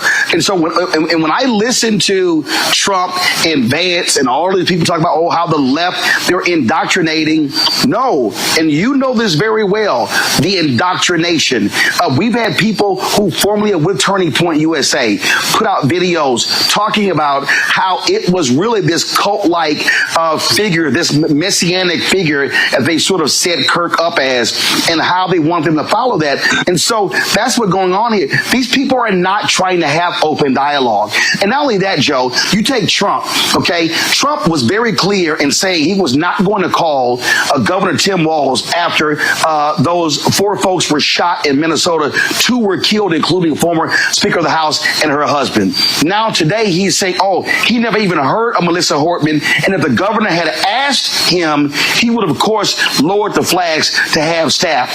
I'm sorry, he's also lying. He knew about her. He knew about the shooting, but he was so arrogant that he said, 2 Democrats, a Democrat Speaker of the House shot and killed. Yeah, I don't care, but lower the flags to have staff for Charlie Kirk. Flies body on Air Force 2.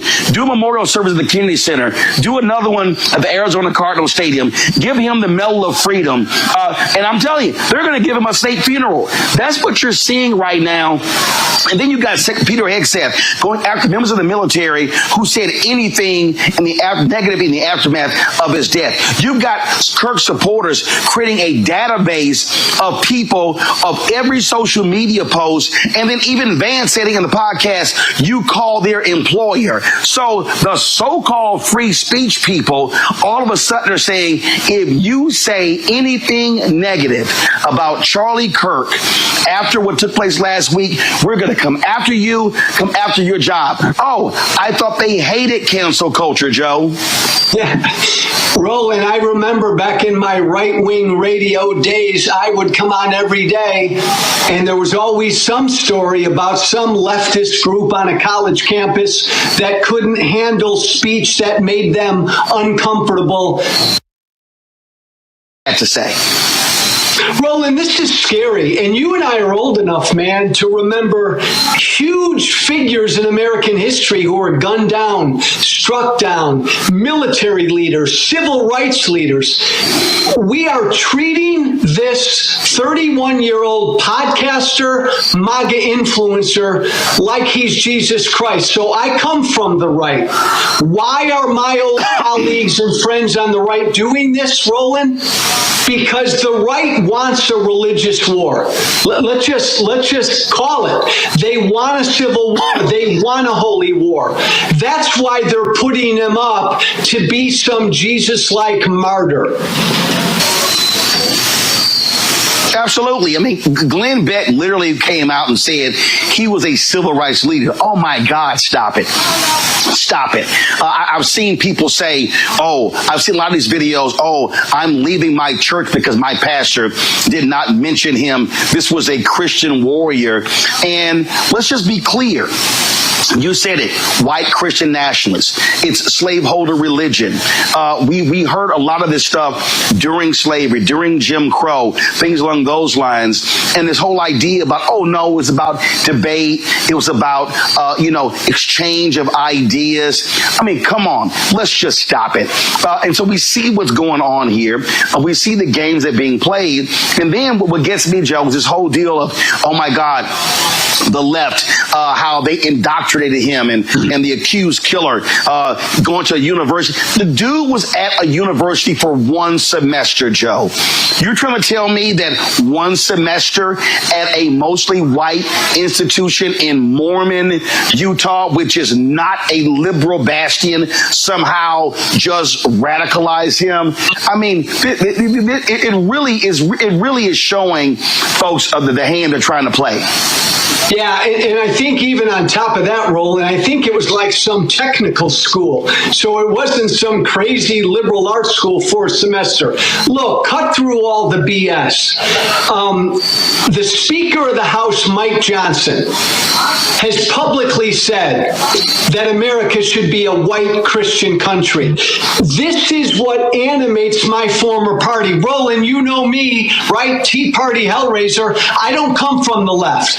I left the Republican Party when the Republican Party became MAGA. And my fellow Democrats and folks on the left need to understand, now these people are on the right. Now this is MAGA. MAGA now are the snowflakes. MAGA, Roland, they now need their safe spaces. It's funny, but it's not funny. And you're right about J.D. Vance, man. He just flat out lied. I mean, the last 30-year history of political violence in this country, the vast majority of it is right-wing. It always has been. And they put out this lie that it's only on the left. It's not even, Roland, a both sides problem between the left and the right. There is political violence on the left, but the vast majority is on the right, and they know that, and they're lying because they're trying to inflame their base. And Roland, I hear from their base every day, and let me tell you something, they are inflamed. I mean, they are ready to march and grab their you-know-what. This is a scary time. It is, and folks need to understand what is certainly at stake. Joe Walsh, I appreciate you joining us on the show.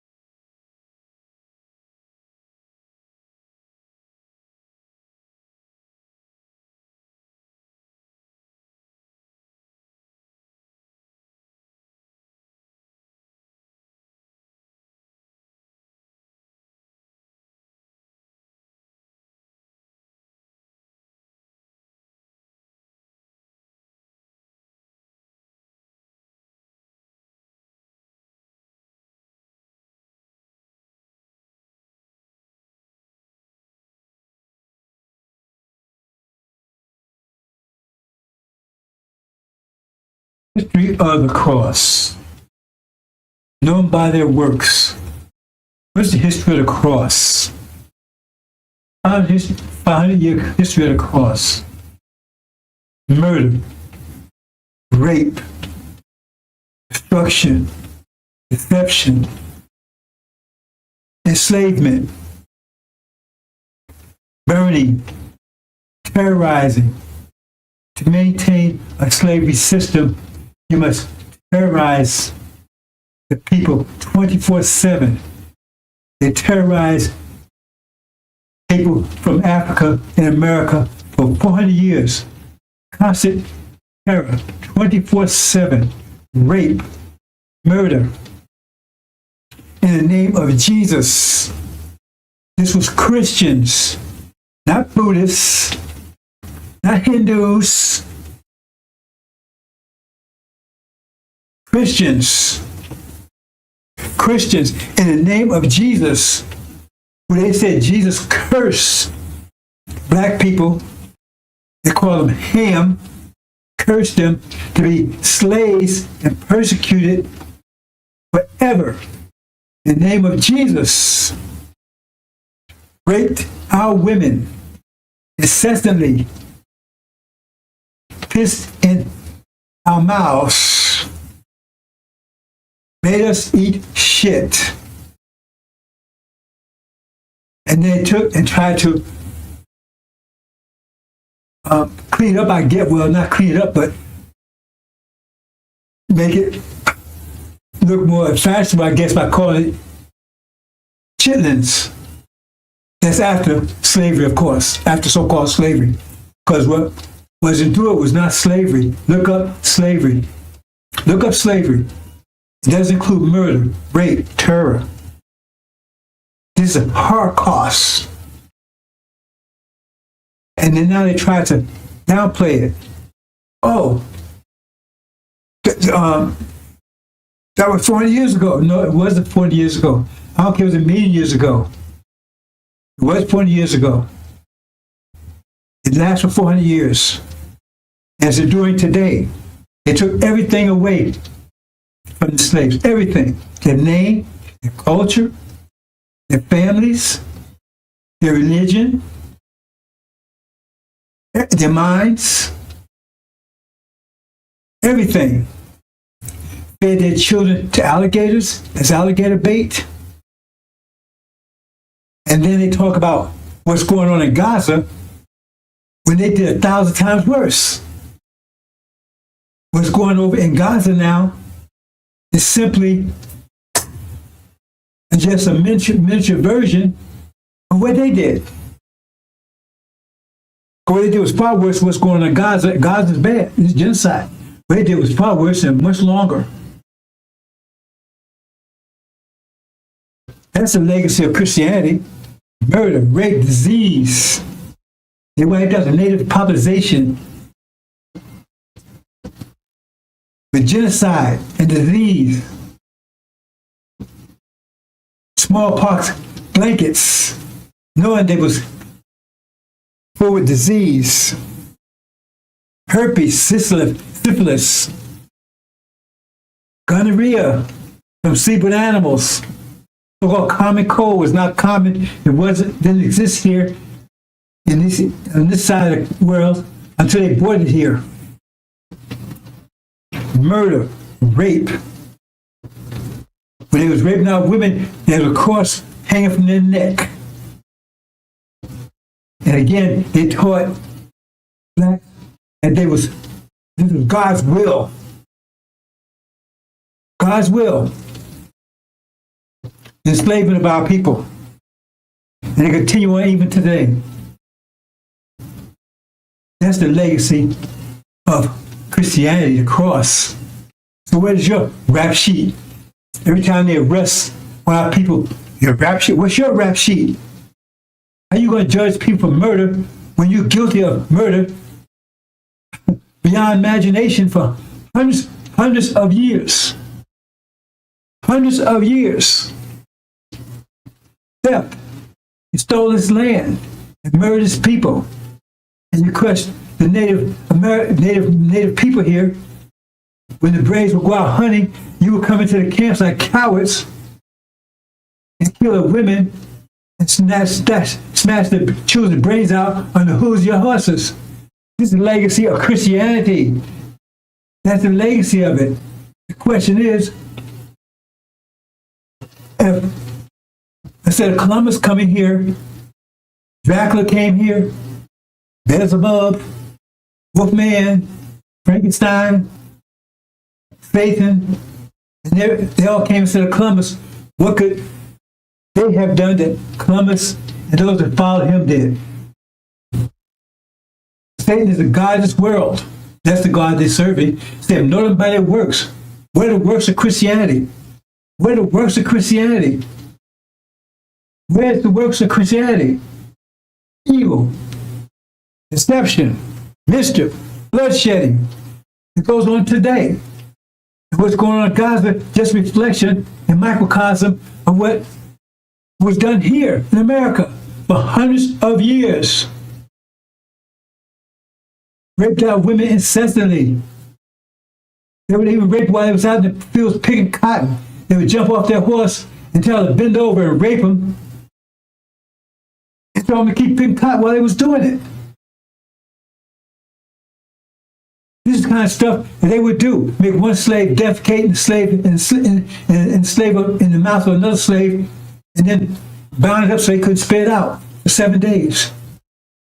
That's a legacy of slavery. You did it all in the name of Jesus. That's a legacy of slavery. Legacy of slavery. 40 years plus.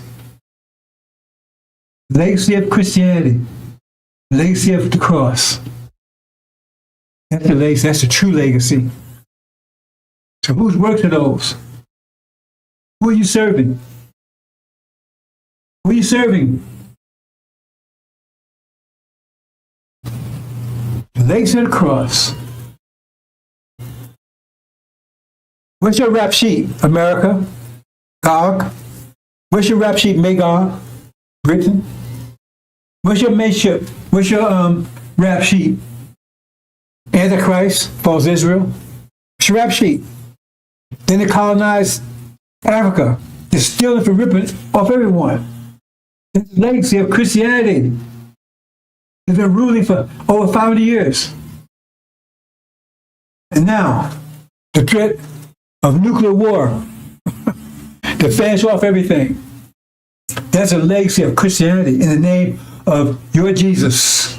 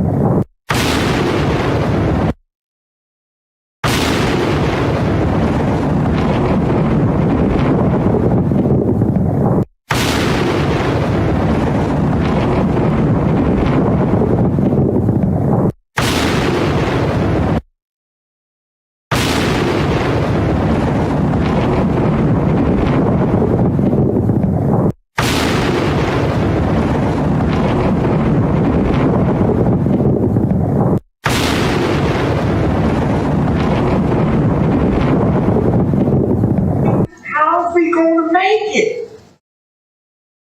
Surely you ain't talking about us packing our bags and going westward or going out there in the land. Ain't no cities, no towns, no infrastructure out there. Surely you ain't talking about that, are you? No. We ain't going back to Africa. No. This is your land. Our sweat, our tears, our blood has earned us the right to the land. What God wants you to do is come out of their ways. Come out of their pagan holidays where you should be honoring Jesus. You are out here buying bunny rabbits and inviting your children to paint eggs for some Easter hunt. Come out of her. Get the Santa Claus out of your house and a tree that is the way of the pagans. Come out of her. St. Valentine's Day. The heck is that? Excuse me. Come out of her name. Come out of her religion. Come out of her culture. Come out of her way of life. Come out of her educational system. Back to their people. When they was put up on the shores of North America. And the ship, Jesus, that John Hawkins brought our best hero. They stood and stared at it disappearing in the old rhythm, crying, wanting to return. With their hands stretched out towards that ship and tied in chains themselves bound together.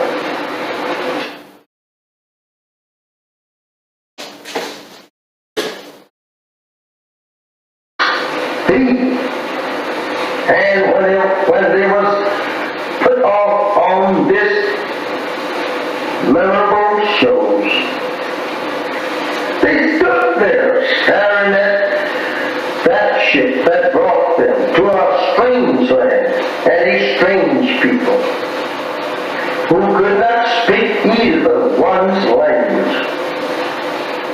Now they have to live in a strange country and a strange people who had proven to them every mile from their native land that they were going to be the worst enemies that they ever lived with. They were going to be the people that would destroy them. They soon discovered that on this ship that they were being brought here on. I don't know how we should say anything in the name of Jesus of good for us when this ship was named Jesus. This is how that we have always been deceived by the white man, trying to use Jesus, the name Jesus, to lull us off in a mental sleep, thinking that we are on our way to heaven. This is terrible. My beloved brothers and sisters, this is very hard for us to even to accept today. Imagine our parents standing crying to return to their native land and people, and you here today crying to stay with the very enemy that brought our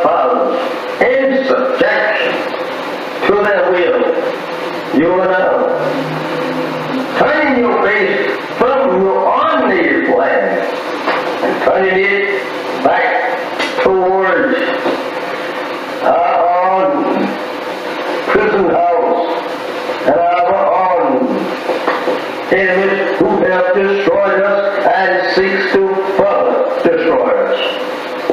How do you feel? How do you feel? Not wanting to return to your people. They are trying to make love with the very people that destroyed you and your parents. How do you feel? Acting so. And even today, they are beating and shooting you down throughout the country. There is no justice here for you and me. Why should not you want to be separated and be returned to your own? I ask you that question. Think over your parents on the eastern shore of North America, crying and praying to God to be returned to their own 400 years ago. How would they like, or you like to see them rise up in the judgment, condemning you for being such fools as now want to live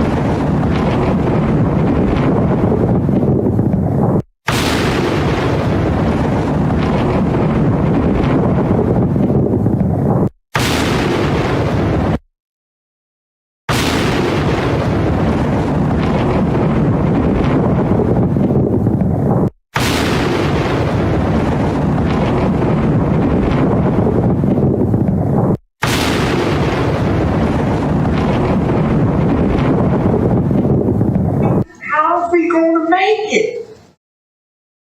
Surely you ain't talking about us packing our bags and going westward or going out there in the land. Ain't no cities, no towns, no infrastructure out there. Surely you ain't talking about that, are you? No. We ain't going back to Africa. No. This is your land.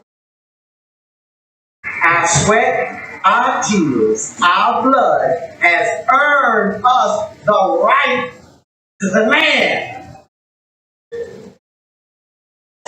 What God wants you to do is come out of their way. Come out of their pagan holiday, where you should be honoring Jesus. You are out here buying bunny rabbits and inviting your children to paint eggs for some Easter hunt. Come out of her. Get the Santa Claus out of your house, and a tree that is the way of the pagans. Come out of her. St. Valentine's Day. The heck is that? Excuse me. Come out of her name. Come out of her religion. Come out of her culture. Come out of her way of life. Come out of her educational system. Back to their people.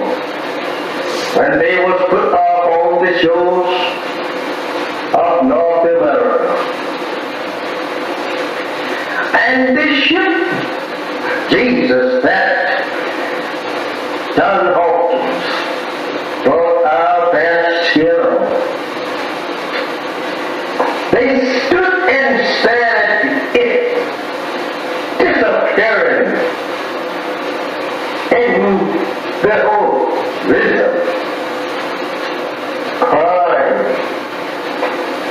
wanting to return, with their hands stretched out towards that ship, and tied in chains themselves, bound together.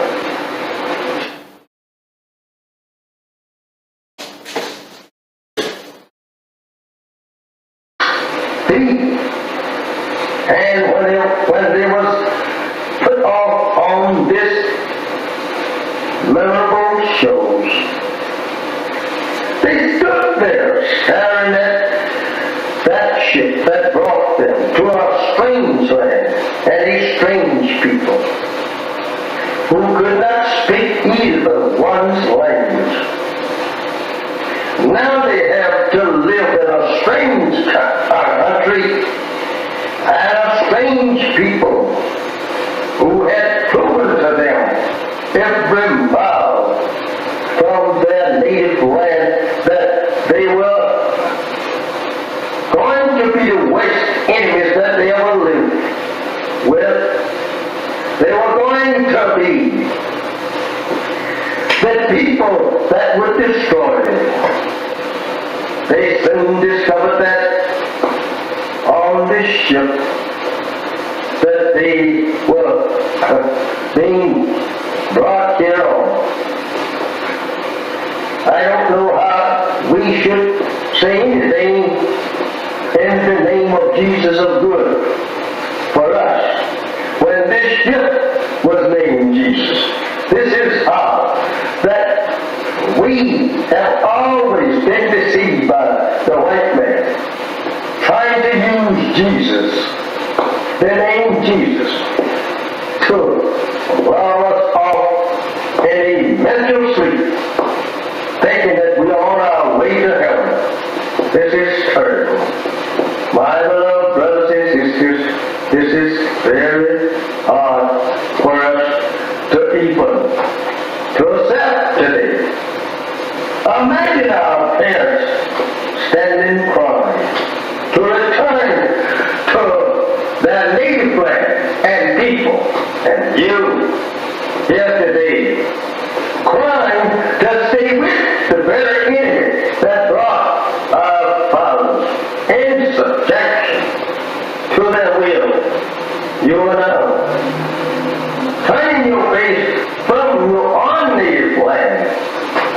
turning it back towards our own prison house and our own enemies who have destroyed us and seeks to further destroy us. How do you feel? How do you feel? Not wanting to return to your people. They are trying to make love with the very people that destroyed you and your parents. How do you feel? Acting such. And even today, they are beating and shooting you down throughout the country. There is no justice here for you and me. Why should not you want to be separated and be returned to your home? I ask you that question. Think over your parents on the eastern shore of North America, crying and praying to God to be returned to their home 400 years ago. How would they like, or you like to see them rise up in the judgment, condemning you for being such fools as now want to live in the land that absolutely enslaved them and killed them and beat them for 300 long years here. They would condemn you as being fools for not wanting to be separated and go to your own, build up a nation for yourself after the white man say you were free. Remember that.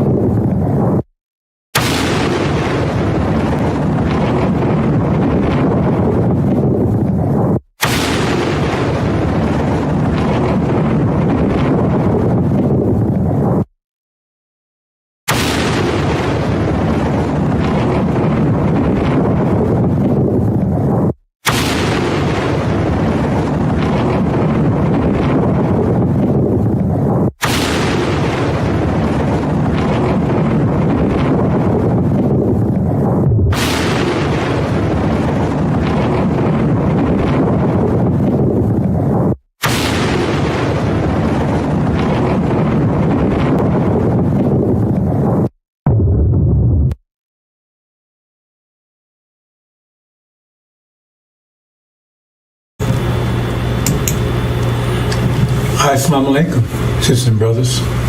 Sulman Rahim here, Veteran of Covenant. Okay, brothers and sisters, it's been a year now, and we're finally home after 40 years in Arabia. I'm reporting to you from Arabia. Finally home after 40 years. Right? And So we've been here a year now. And there was an agreement made. A former slave master, he said, we had a choice. Stay here or leave. Right? So we chose our inheritance, Arabia. So we left. And half the original people decided they wanted to give up their inheritance and traded for a place in America in reconciliation with their former slave master. That's their choice. They chose, said, we don't want to go over to Arabia. We don't go over where it's sand and all that stuff. We want to stay here in America. We've been here all our lives, been here 40 years, born here, right? And we can make peace with our slave master. Okay, so they decided to stay. And so after a year, right, we're getting reports of how things are going over there. And it doesn't sound too good. How things are going over in America with their reparations. Because they was given, they got 6 states, I believe.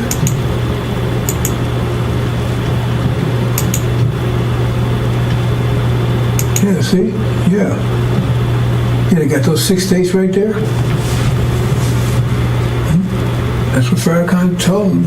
They was following this in FARRACON. FARRACON promised them. They stay there. 6 states, right? Had their own land. And they can make reconciliation with former slave masters. They're not devils. They're not devils. They're human beings. They just had a rough, they were just, did some things wrong, but now they're going to make amends and make reparations. So 6 states, and in addition to that, they gave everybody $1 million. Everybody stayed $1 million. Right? Say, thank you, FARRACON. They're so happy. Thank you, FARRACON. Thank you, FARRACON. Man, you got 6 states. That's what you promised us. We got 6 states. They're thanking you. Thank you, FARRACON. Right? And this was a year ago. They got the 6 states. Thank you, FARRACON. Right? Everybody got $1 million. Everybody $1 million. And they're rejoicing. Oh man, they're so happy. Hey, we made it. We got America, man. We got reconciliation for a master. We got 6 states. Everybody got $1 million. We're all rich. That was a year ago when we left. So we're in Arabia. They're still back there in America. And now we're getting reports a year later. This was the way it was a year ago, man. They were so happy. They were so happy. Right? And now we get reports of what's going on right now. Let's see. Oops, it says a power failure. Great power failure in those 6 states. Power failure. And just those 6 states. Right? So, and now they had a big master. They came asking to turn the power. Well, why can't they do it? Oh, FARRACON didn't train anybody. He was telling you about 6 states, but he never prepared you for them. So nobody knows how to do it. How to turn the power grid back on. So now he's begging, man, master, can you come and turn this thing back on for us? I mean, you would think that if he told him 6 states and promised him that he would have prepared him for it, right? Their schools and education, whatever they needed for that. But now I guess they didn't, because they say over there now he's begging this former master to come and turn the power back on. And then what? I mean, this is all that's happening now. I mean, I'm getting these imports in now. A year later, it's like they're coming in every hour. Power grid failure, right? They said, oops, crop failure. All of a sudden, they looked at the farmers, when they done it, the farmers said, oh.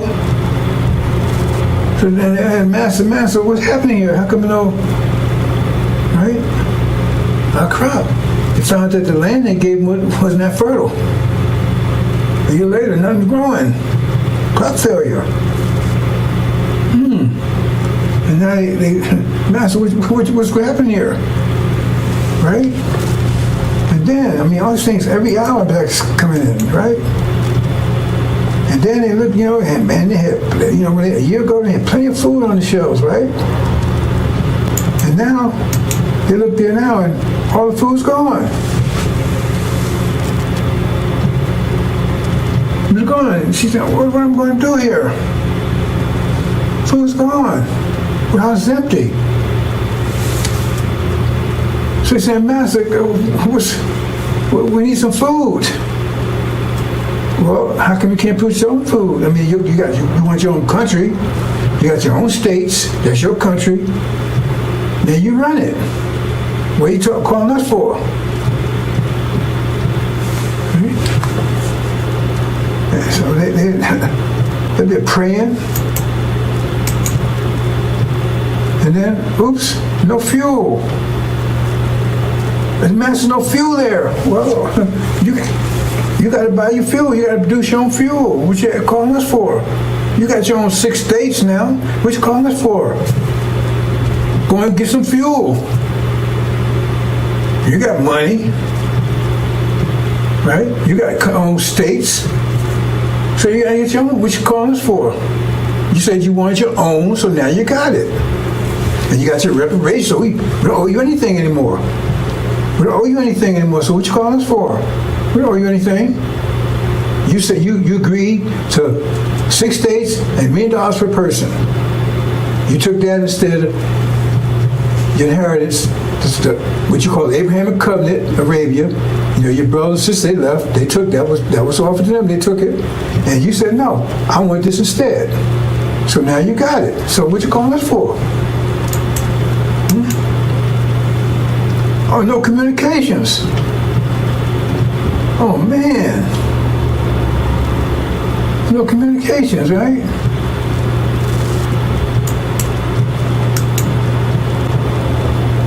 No medical facilities. So what's going on, Master? Wait a minute, hold on. What you calling us for? That's yours. You got to handle that stuff. You want us to handle it for you? You want independence, now you have it. Wow, this stuff was coming every hour, man. Instead of a year, they was celebrating. And now they crying and begging the Master, okay, look at all these problems here. I said, wait a minute, that's yours. Where you come about your problems? You have to work those out.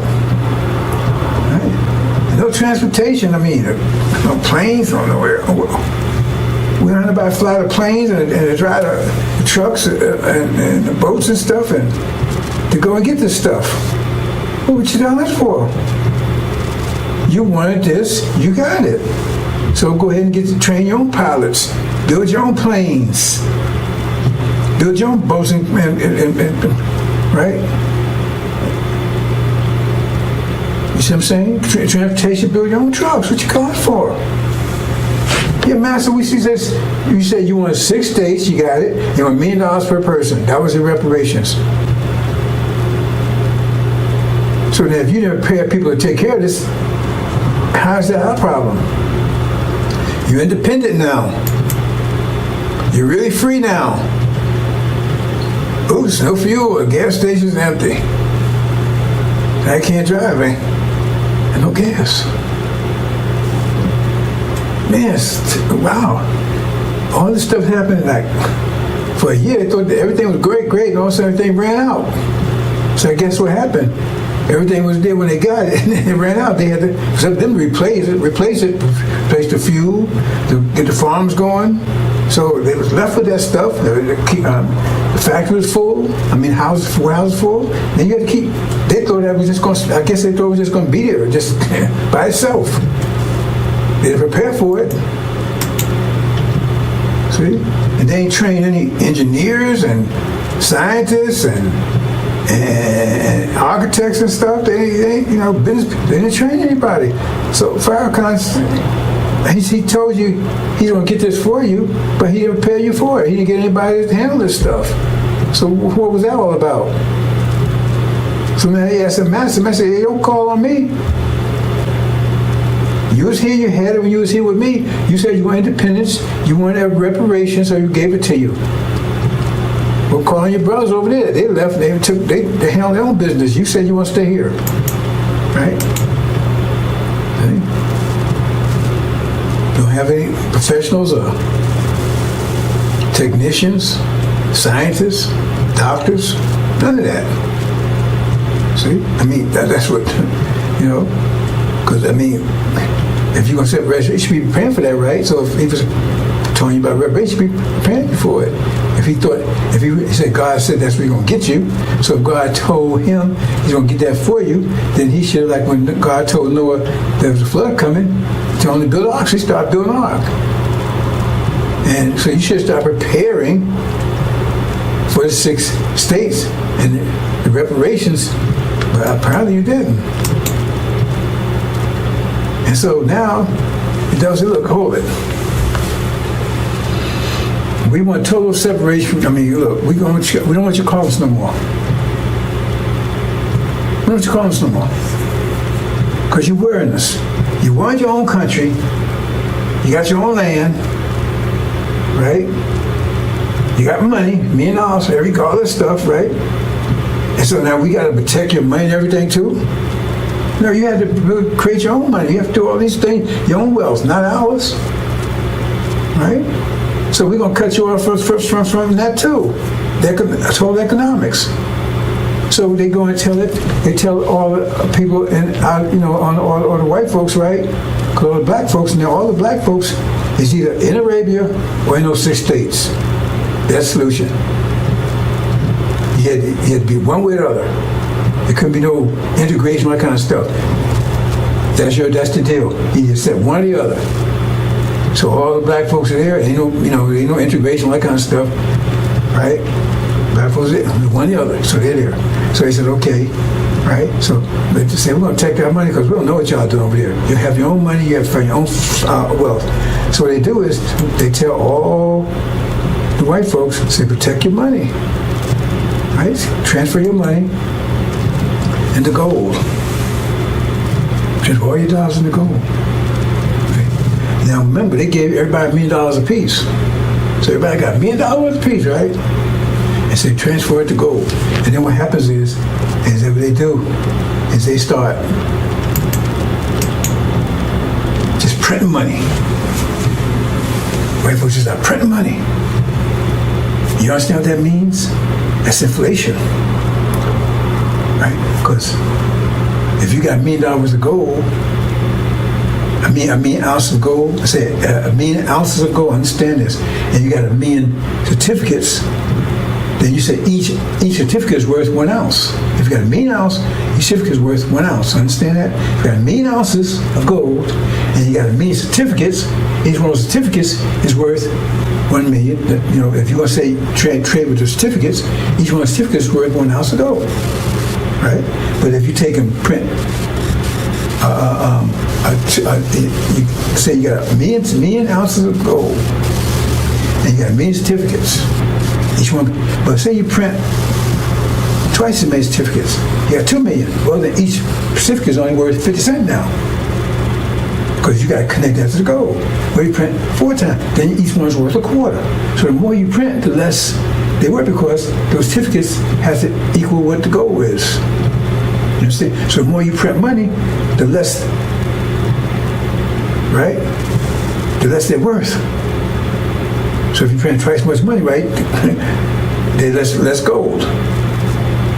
You understand? So $1 is worth 1 ounce of gold, which that's right. Then if you print double that amount of dollars, then each one's worth half an ounce. You understand? That's what printing money without increasing the wealth does. That's inflation. So what happens is they keep printing. They get down to where $100 is worth a penny. But see, that doesn't affect their people. They told to protect their money because they transfer their money to gold. So gold still has its value. It's just the dollars don't. It still got the same amount of gold. But the dollars, they get down to a penny. So you can't buy it. You had $1 million, now your $1 million worth of $5. That's what all this worth. $1. Hardly worth anything. Hey, that's our money. You got to have your own money. You got to control your own wealth. You can't keep coming to us what you're doing. And you think they wouldn't do that? Yeah, you've been a Gaza lately? You see what happened to the trees they made with the so-called natives? Kept telling me you had a forked tongue because they kept making trees with them, then they broke the trees. And took their land and genocide and everything else. But no, they wouldn't do that to you. See? Because now you have, your money's worth nothing. They haven't lost anything. Because once that money's worthless, it's no good, right? Then you burn it up, throw it away, it's worth nothing. The people still got gold. And even if they take it, hold on to money, hope to increase again, they're using another different certificate, using another form of money. So it's still worth nothing. That $1 million you had, you were so happy with it, now it's probably worth maybe $1. So you can't buy anything $1. Plus the economy's collapse because everything is failing, and you don't know how to repair it. You don't have to build communications. You don't know how to do any of this stuff. You're not an engineer, build a house. You don't do anything because FARRACON didn't. Right?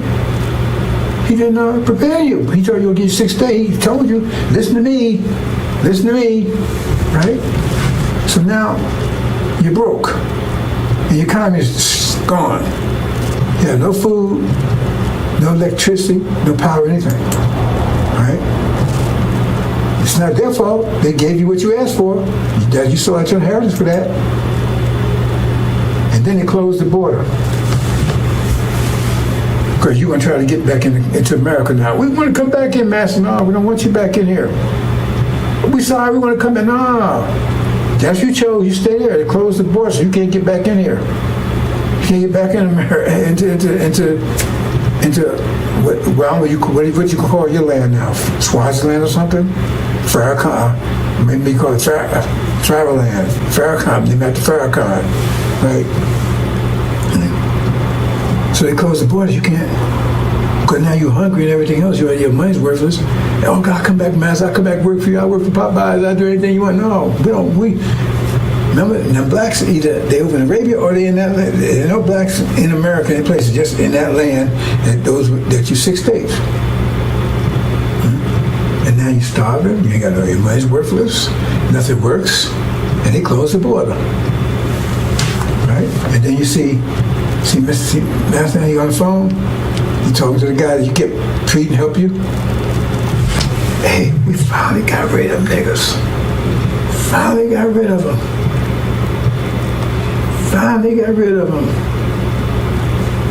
See, on the phone. Yeah, it worked. We sold them no reparations. We sold them that used car. They turned the miles back and everything else, and they bought it. See, they could have had a BMW. They could have had a Lamborghini. They sold that for a BMW that looked good. Damn thing didn't work. And now they're starving,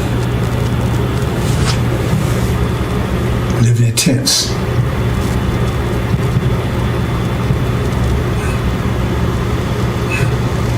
Praying.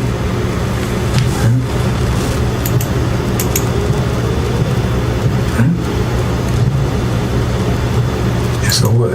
And what next? What we gonna do, FARRACON?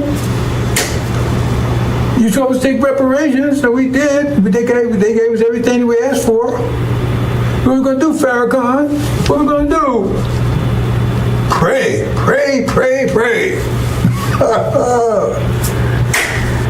That's his answer. Pray.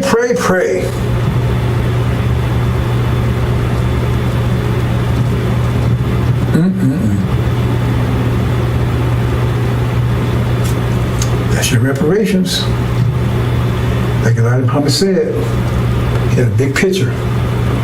We leaving, and blacks staying on the shore. The ones stay behind, and they was whooping their ass. Right? Because they thought you think they want to give you some land and take care of you? You think they want to do that? And go bankrupt, give everybody $1 million? How much that is? If it's 17 million, that's 17 million times 17 million times a million is like $17 trillion, I think, something like that there. And they're going to do all that for you. They want to get rid of you. So now they have succeeded. Because they closed the border. And what you going to do? You going to fight to come out? They closed the border. They got the military around there. They finally got rid of you. No more black problem, no more Negro problem anymore. One group's out of here, another group that's here. They're gone, and our hands are clean. We gave them what they wanted. Well, anything. Okay. God honors contracts. Remember, he honored the contract with Jacob. Esau sold his birthright for a bowl of soup to Jacob, it was Esau's inheritance, and God honored it. Okay, Jacob, it's yours. You're the one. And that's the deal. Because he ain't your friend. Farrakhan ain't your friend. Pray, pray, pray. That's the answer. And this homeland you was promised, you rejected it.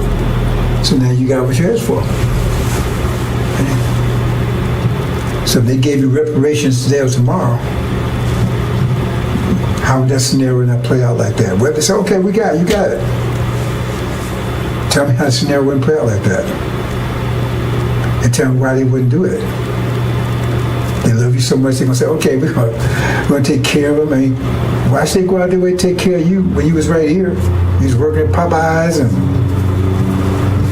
then they get up on Section 8, all that stuff right here, where they, because you know they're trying to get rid of that stuff right now. Trump's trying to get all that stuff right now. Because they're closing on you, you don't realize it. Anyway, that's just, that's what's happening over in America. Wow.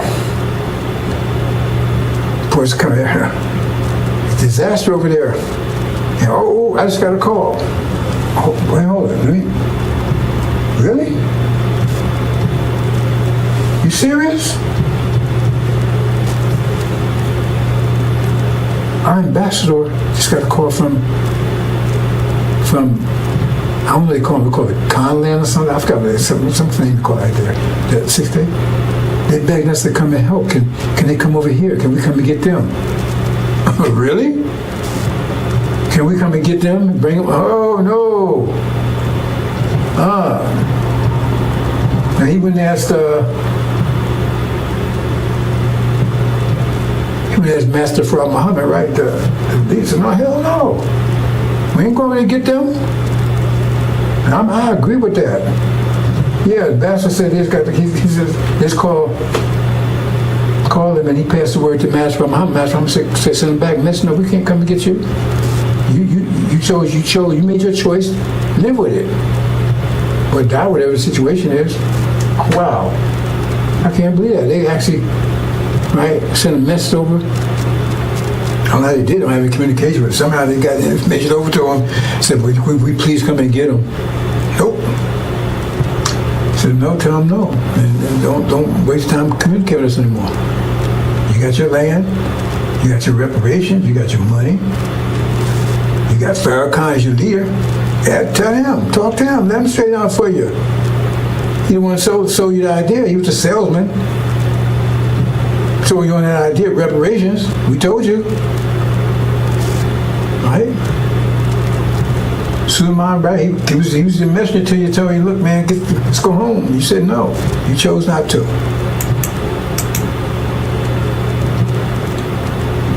Okay, bro, since that's a sad story. But I guess that's it. Is that it? Oh, so you might get any more reports on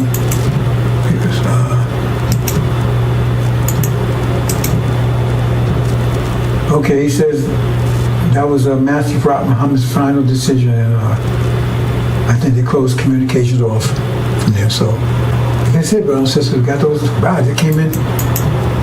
All that came in today, man, came in fast. After a whole year. Total collapse. And they're begging it, somebody help them. We can't do it. Maybe Master help you. We won't do it. Assalamu alaikum.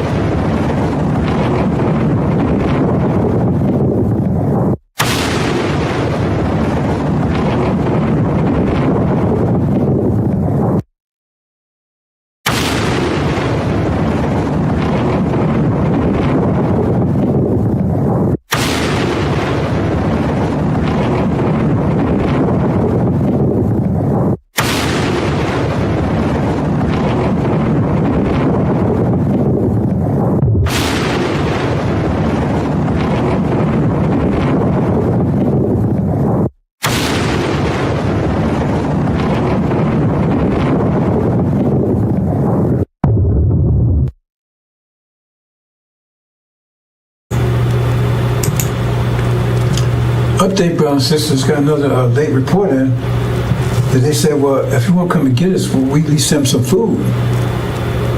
They begged, said, please send us some food. Matter of fact, I'm saying, we got to send them a damn thing, nothing, zero.